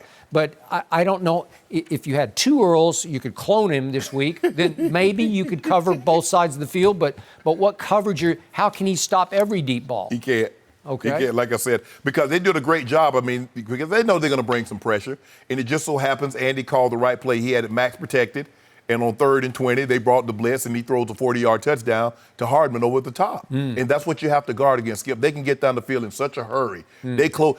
There's nobody to disrupt them. If you don't disrupt guys that run 4-3, you just let them get a head of steam, they close the cushion so quick, there's nothing you can do about it. I do think the Ravens can keep this close. You better hope so. Yeah. You better hope so, because I'm a homeboy. Really? Skip, he on a mission, Skip. He looking good. I ain't think What he'll is look it? good. Is it 7 or 6.5? 7? I don't have the spread in front of me. I think it's 7. Yeah. I would take the 7. You want to do it? No. Well, it's your homeboy. Come on. Lamar Jackson playing well. He is. Yeah, it's gonna be Skip. This could be a game like it happened last year. It goes down to the final second, and it takes something heroic on either side. Okay. Well, maybe Earl will be heroic on one of those deep balls and get 2 hands on it and catch it. But my homeboy probably gonna have another 4 tubs. You think so? Probably enough. 4. 4 tubs? I'll bet you a case he doesn't have 4 tubs. 3. Well, you said 4. 3. What are you talking He's about? averaging 3.5 a game. So give me that. Give me 3. Well, you Give me 3. You make a bet and then you. But they got Earl. If Earl wasn't back there, he gonna have 4 against y'all. Well, he might. Y'all don't. We don't even have our other safety right now. Oh yeah, you do. Yeah. Yeah, you do. Okay. All right. But he won't play y'all. I mean, that means the Super Bowl, but y'all not going. So. Well, we'll be there. I don't know about you guys. Oh, we'll be there. Yeah. How are you going to get through Foxborough? That's a tall. Hold on. Teams have won in Foxborough before. Can you climb Mount Rushmore that night? Nope. My homeboy ready. Yeah. Oh, really? Yep. That's They gonna nice. trade for J. Ram. Yeah. You got this. I think we could have some fireworks Sunday. This is one to look forward to. I'm liking it. All right, you're going to have to tune in tomorrow for some picks from the guys. No mercy. In the latest edition of Sports Illustrated, Dak Prescott graces the cover, and he's featured in an article asking what the Cowboys are worth to Dak. As the QB and Cowboys continue contract negotiations, the article argues that Dak should take a discount because of all the benefits from playing for America's team. The article quotes Stephen Jones, who praised Ezekiel Elliott for his latest deal. Stephen said this: I think Zeke bought in and gave us the terms we wanted on the front end of his contract.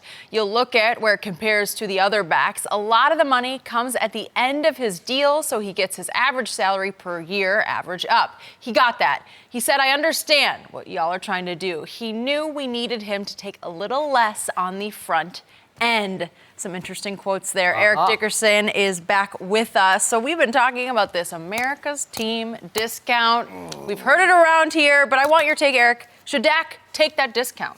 First of all, I hate that America's team thing. I just can't Do you? stand it. Because you know it's true. But whatever. You know, I always say, what's the discount going to be? But really, for Dak, I would say, in the long run, yes. I mean, look, I think a lot of players, they get caught up on numbers. They get caught up on, I want to make $1 more than this guy. I want to make $500 more than this guy. That's not the big thing here. Think about it like this here. Dak is in Dallas, Texas. Jared Goff is in Southern California. The taxes, big difference. Oh, yeah. No state taxes. So right there, he's even with Jared Goff. Wow. Being a Cowboy, boy, it just kills me to say this skill. I bite my tongue. But being a Cowboy has a big value to it. It really does. I mean, think about it. If he's making, let's say he makes $31 million as opposed to $45 million. Sure. In the long term, he's going to make a lot more because, when gambling comes about, and it will, Dak could possibly make $45 million, $40 million. He'll make that up. But being a Cowboy, it just has a value. I just have to say it has a value to it. I mean, I think about my friend Jeff George, who played in Indianapolis. He didn't have the great offensive line. Dak has a great offensive line.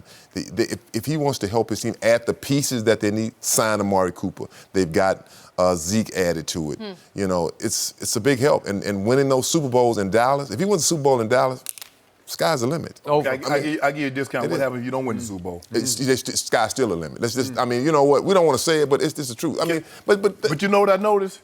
Teams don't ever say this guy's worth $30 million, but we're gonna give him 50. I know. When a team's gonna overpay, say, you know what? We want to overpay for a guy. No, we ain't gonna ever do that. You waiting for that too, huh, Jenny? Yeah, it sounds nice. But everybody keeps saying, well, there's no state taxes in Dallas, and Dak's gonna make it up. Guess who else doesn't pay state tax? Jerry. Yeah, Dak's boss. He ain't got no state tax on his money either. Oh, yeah. Is there a cap on his money? Hey, just like I ain't counting Jared's, I don't need Jared counting my pockets. Yeah, I go and get what I earn. Counting yours. He doesn't even care about your pockets. They're too little for him. He care about Dak's pockets. But right now, I'm Dak Prescott. Yeah. And I keep telling Skip Bayless, see, a lot of guys have fertile minds. And so you can plant seeds, and it takes roots and it grows. Right now, that's why Dak ain't got no contract. Because Dak ain't trying to hear nothing about no discount. Edie, when you and I came up, we had them 5 and dime store. You go to the 5 and 10 cents. You go to the 10 cent store, get some old cheese to get a bolt, $1. I was king. I gave me about 50 pieces of hard candy, get some pinwheel cookies, get me some Mary Jane. I get all that stuff, and get me a Coke and a honey bun, and be happy. Dak ain't that kind of guy. That guy don't have any Schwartz with the big old bins of candy cost you like $5. $5 for a annihilator. Really? Yeah. Skip, I want you, Jared, and Stephen Jones to stop this notion about taking a discount. I tell you what, I'll take a discount, but I'm going to give you a discount play, too. You want that? You don't want that, do you? That's interesting. I want okay, he got 112. You say Jared Goff got 112. I need 125, and I want $100 million to sign my name. That's the discount I give, Jerry. Fortunately, you're not negotiating for Dak Prescott because you would like to negotiate him right out from under the Dallas Cowboys. You want him to wind up in Cabo for the rest of the year. No. Yep. Dak is not going to do that. Dak know Dak's going to get his money. You also just suggested that if he does take a discount, that he will start to quit on the Cowboys. That's what you said. He won't play as hard. No, I'm saying he won't play as well. I'm saying you don't want discount play, so don't give me discount pay. I get it. Is that a threat? There you go. Well, that's a threat to me. He's saying it. Dak ain't saying it. Yeah, it's all this guy. By the way, Eric Dickerson played college football at Southern Methodist University, which is located in the heart of Dallas, Texas. And you played your games at Texas Stadium, and you got to locker in the same locker room in which America's team resided. Am I right? This kills me. Am I right? Yeah. So he knows what he speaks. And he drove a Trans Am and left the trunk up every day. Did he? Hey, my grandmother bought that train. Pony Express. But there's something different about the football there. It is, and you have to say, look, when you talk about a discount, you're not talking about $10 to $15 million. That's what they're talking about. Oh, if they're talking about that, absolutely not. No, you don't take that kind of discount. Look, you take a $3 or $4 million discount, $3 million, but not no $15 million. Yeah, no, you can't do that. This is coming.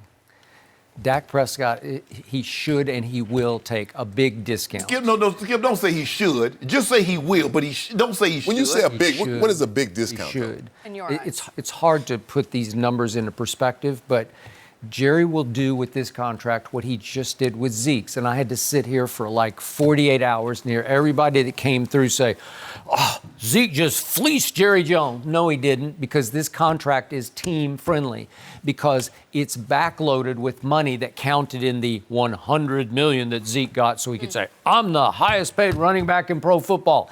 I warned you, and I told you up front, Jerry will find a way, because he is a master manipulator of the salary cap, to allow Zeke to beat his chest over this deal while it will still be team friendly, because 30% of the money is backloaded in years. Knock on wood for Zeke. You know how hard it is to last in this league, especially running the way he runs, running into people instead of around people. It's backloaded. It's money I don't even know if he'll be able to earn, because the annuals are so low right now. They're 6.8 this year and 9.6 next year. So Stephen is on the record. He is declaring, thank you, Zeke. You took a team-friendly deal so that we can go sign Amari and Byron Jones and Wolf Hunter and all the other contracts that are going to come up. So Dak Prescott knows full well what it means to be America's team's quarterback. He knows just taking the discount will pay it back tenfold over the next 10 years, because you're making so much off the field already. You got Pepsi, Tostitos, Campbell's Chunky Soup. I like that new commercial with his brothers. And you got Beats, and you got DirecTV, and I'm just starting, because you got the yogurt, and you got, what else? What that got to do with what I want to play on the field? Football. I agree with that, but I mean, look, when you're making that much money, you know, it's like MJ.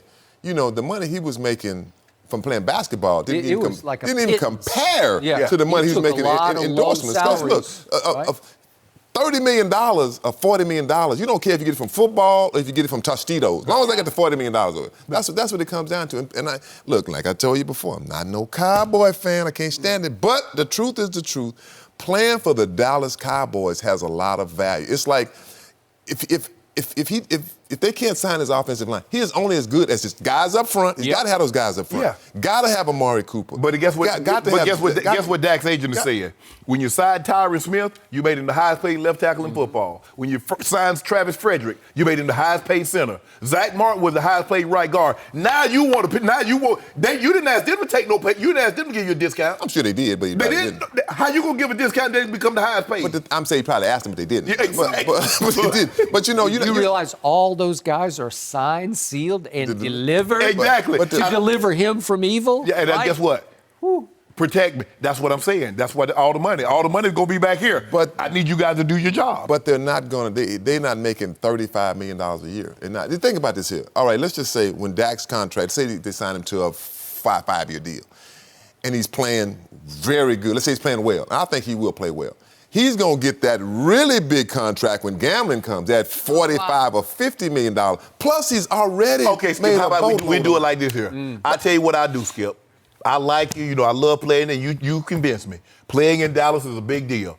5 years, $150. I need $100 million at the time of signing. That's what I do for you. That's $30 million a year. I think it'll be farther out than that, 6 or 7 years. No. $200 million. No. Yep, it'll be spread out. The first $200 million guy is having to play in Kansas City. My homeboy. So you're concerned about the signing bonus? Yeah, I want $100 million. All players are. I want the $100 million. That's the most on his mind. That's number one. $100 million at the time. Look at the deal that Julio Jones got. $60 million. He got 64 to 66 at the time of signing. Matt Ryan got 94 of his 103 at the time of signing. So you gonna do something like that? I give you this. Skip. That's what I do for you. I'm trying to help you, Skip. The best quote from Stephen Jones was, he just laid it right on the table. He's very honest about this. We're trying to talk all these guys into, hey, let's not take every last penny here. That's why the deals can't get done right away. That over time, they all come, they see the light, the America's team light, the blue light. We got to take less for the benefit Dak of the says, whole. you know what? Not only can I get my money, I can win and still do all that. I mean, he's gonna get $30 million. I mean, he's gonna get that. I think he might get more than that. He'll get 31, 32. He'll get that. He'll get I just told you what I do. 5 years for 150. I need 100 at the time of signing. Yep. What is that? Skip, that's $30 million. Here's all I know. Carson Wentz got 108 guaranteed. Then your guy got 110 guaranteed. My guy is better than Jared Goff or Carson Wentz, so he deserves 115 guaranteed. But here's the thing, though. They never reached the last year of their contract. You let me get to the punctuation in my contract, so you got to pay a premium for that. That's For making me wait, I keep telling Jenny what you do. For every year you make a female wait to get that ring, it's a carrot. It's extra carrot. It's five, at the bare minimum, it's 5 carrots, Skip Bayless. Super bummed I didn't know the rule. So since you made me wait all the way to the end, cost you extra 15, Jerry. Really, it's going to cost none. Yeah, it's gonna cost you Dak 15. Prescott is Brady-esque. Brady always takes less. Dak will take less. But Skip, watch. Skip, just because and this is why I hate taking less, ED, because once somebody takes less, they expect everybody to take less. No. Because Zeke gave you a discount, they ain't got nothing to do with me. No, feel like everyone that's should. not true. I disagree with that. I mean, because if you in Cincinnati, I'm like, oh, I ain't taking less over here. Ain't no upside being in Cincinnati. Right. I'm not taking no less in Cincinnati. But in New England, because Tom Brady is taking less, what do you expect everybody else to do? Well, first of all, Tom Brady's wife makes more money than Tom Brady, and Tom That's Brady tough, I know. Tom makes more money off the Brady field than he makes playing football. really Well, I'm trying to. If mixing I'm with Tom, the I'm system trying to here. catch my wife. I want to make more than me. I'm trying to make. The wife be like, you shut up. I make the money around here. Oh, she making 40. And the Brady Do you know household. Giselle make 40? 40. Hey, Daddy, I need to make 39 or something. Complicates things. All I know is this is a good PR move for the Cowboys to just make sure the message is out there. Well, I just want you to know, Skip what they're Bayless, doing. if I find me a woman that make triple what I make, See you later. hey, James, Skip, I love you, Skip. I don't Thank believe you you. so much. Thank you. Jamal Adams got fined, and it is safe to say he is not happy. We'll go there next. Eric, thanks again. No mercy. Jamal Adams did not agree this play should have been roughing the passer against Baker and the Browns on Monday. To further upset Adams, he was also fined for the hit, and he took to Twitter to tell us how he really feels. This league is a damn joke. I just got fined $21K for this hit. I signed up to play football, not to hand touch. And we got another swear word I can't say on TV. I don't give a damn about these soft rules protecting QBs. I'm going to play my brand of football every time I step on the field. SMH, shaking my head. So Shannon, does Jamal Adams have a point here? I tell you what, Jamal, if you keep playing your brand of football, you'll be playing for free. Because they'll price that out of you. Skip, yeah, he has a point. That was a really good hit. He came all the way across the field. He plays the game like you wanted to play. You wanted to play hard. You wanted to play physical and not give up on the play. Skip, I'm not going to tear my ACL trying to pull up running that fast and not hit the quarterback. It's not like he drove him in the ground, Skip. I don't think he took extra steps. But what's happening, Skip, they're not protecting the quarterback. They're overprotecting the quarterbacks. And they've gone too far. We saw Bradley Chubb get fined for a hit on Trubisky. Skip, there's no way. There's no way that should have been a roughing the passer. But this is where we are now. Guys are just going to have to change the way they play, Skip. I'm sorry. I hate that it's come to this. And when you cover the league and when I played in the league, that was applauded. Actually, they would let you drive the guy into the ground. You come that far. They didn't work shoving. Guys wasn't running that far to shove you. They were running that far to drive you into the turf, drive you through the turf. But that's not the league this is not the league anymore. These lawsuits, the concussions and all that, Skip, is kind of priced the league out of that kind of business. That's why they don't show those highlights, those jacked ups and, all those kind of hits like that. That's true. They've done away with that. They have. So, Jamal, I'm sorry, bro, but you're going to have to change the way you play, bro, or they're just going to, that was 21,000. The next one is 42, and the next one is 84. Okay, just think about the perspective. We just lost Drew Brees for X weeks. We lost Ben Roethlisberger for the whole year. We're going to lose Cam for at least this coming Sunday. He's out. Do I need to go on? Right. They're the show. They're the game. It just bums me out to even bring this up because And they didn't even get hit. that was different, right? Right. But you have to protect the show. They're just the show. They're everything. And I know there's the Tom Brady rule that came from Rodney Harrison. That was Brady Pollard. Yeah, Pollard, yeah. And the point was that you lost Tom Brady for a whole year starting in week one. And the league said, man, that's really bad for business. So you can't go low at the quarterback when his left foot is playing, if he's right-handed. Well, you can't tackle him in the pocket by the legs anyway. You can't at all. So for Jamal, to me, given the rules, that's a cheap shot. And just to me, the ball is gone. Baker Mayfield is looking upfield. He is a sitting duck. Yeah. Like, where's the guts or courage in this hit? And then you just follow through and shove him into the side, cross the side. He's in the field of play, but I don't know, bad things can happen when you fall that hard when you're off balance because you just threw a football. It's not like he was just running and he had his head up looking to get hit by Jamal. And you're right, Jamal came a long way across the field. He's really good at what he does. Yeah. But here's his problem. He is now starting to gain a reputation for unnecessary roughness, right? He is gaining a reputation for delivering gray area hits on players. And right after that, I saw something happen soon after he got that flag. Odell caught a pass and was done. The play was pretty much over. If we could see this play, look what Jamal does to him. Well, watch this again. Yeah, that's a cheap shot. Odell is, you want to talk about defenseless?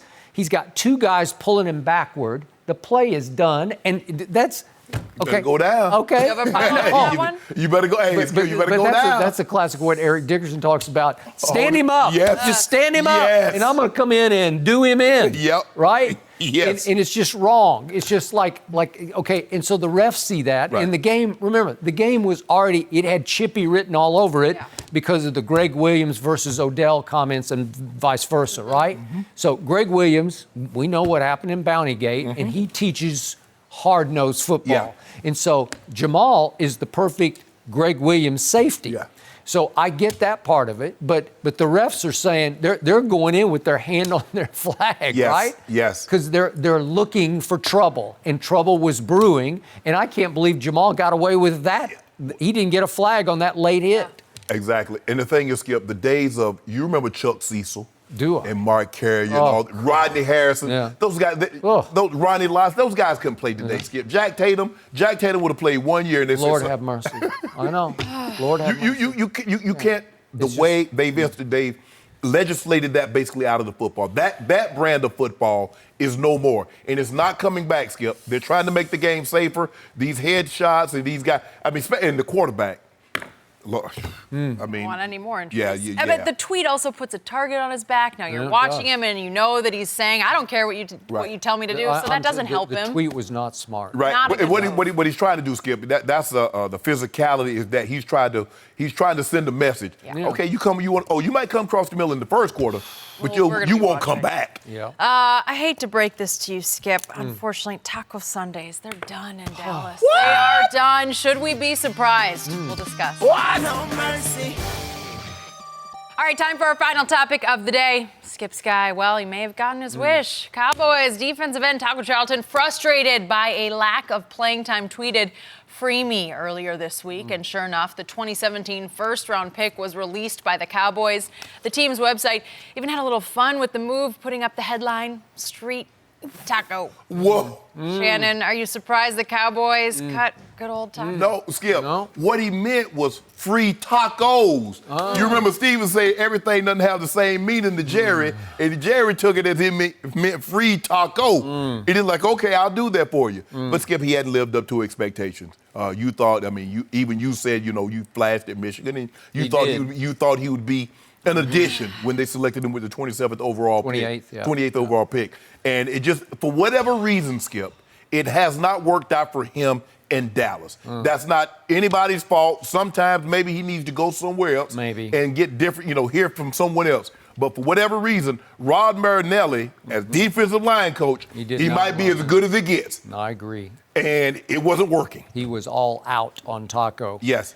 And for once, for the first time, my trust in Cowboy draft master Will McClay just went bust because they desperately need a pass rusher. Correct. They don't have Randy Gregory. They just got Robert Quinn back. But when you have a desperate need and he can't even fill a backup role. A healthy scratch. Wow. He was a healthy scratch a lot last year, late in the season. Okay, remember he had shoulder surgery, ankle surgery, and then something went wrong because intangibly they didn't like what he was made of. Right. He clashed with them and he alienated the defensive coaching staff. Yeah, Skip, in your third year, you should be progressing towards a Pro Bowl, not being released. Yeah. So for the Cowboys, this was bad. He is a bust for the Cowboys. Not to say what he's going to be moving forward, but for the Cowboys. No mercy. Thank you for listening to the Undisputed Podcast. I'm Jenny Taft. Keep an eye out for the weekend edition of the podcast tomorrow morning, featuring this week's best segments. Have a great weekend, everyone. Fox Sports, one of one.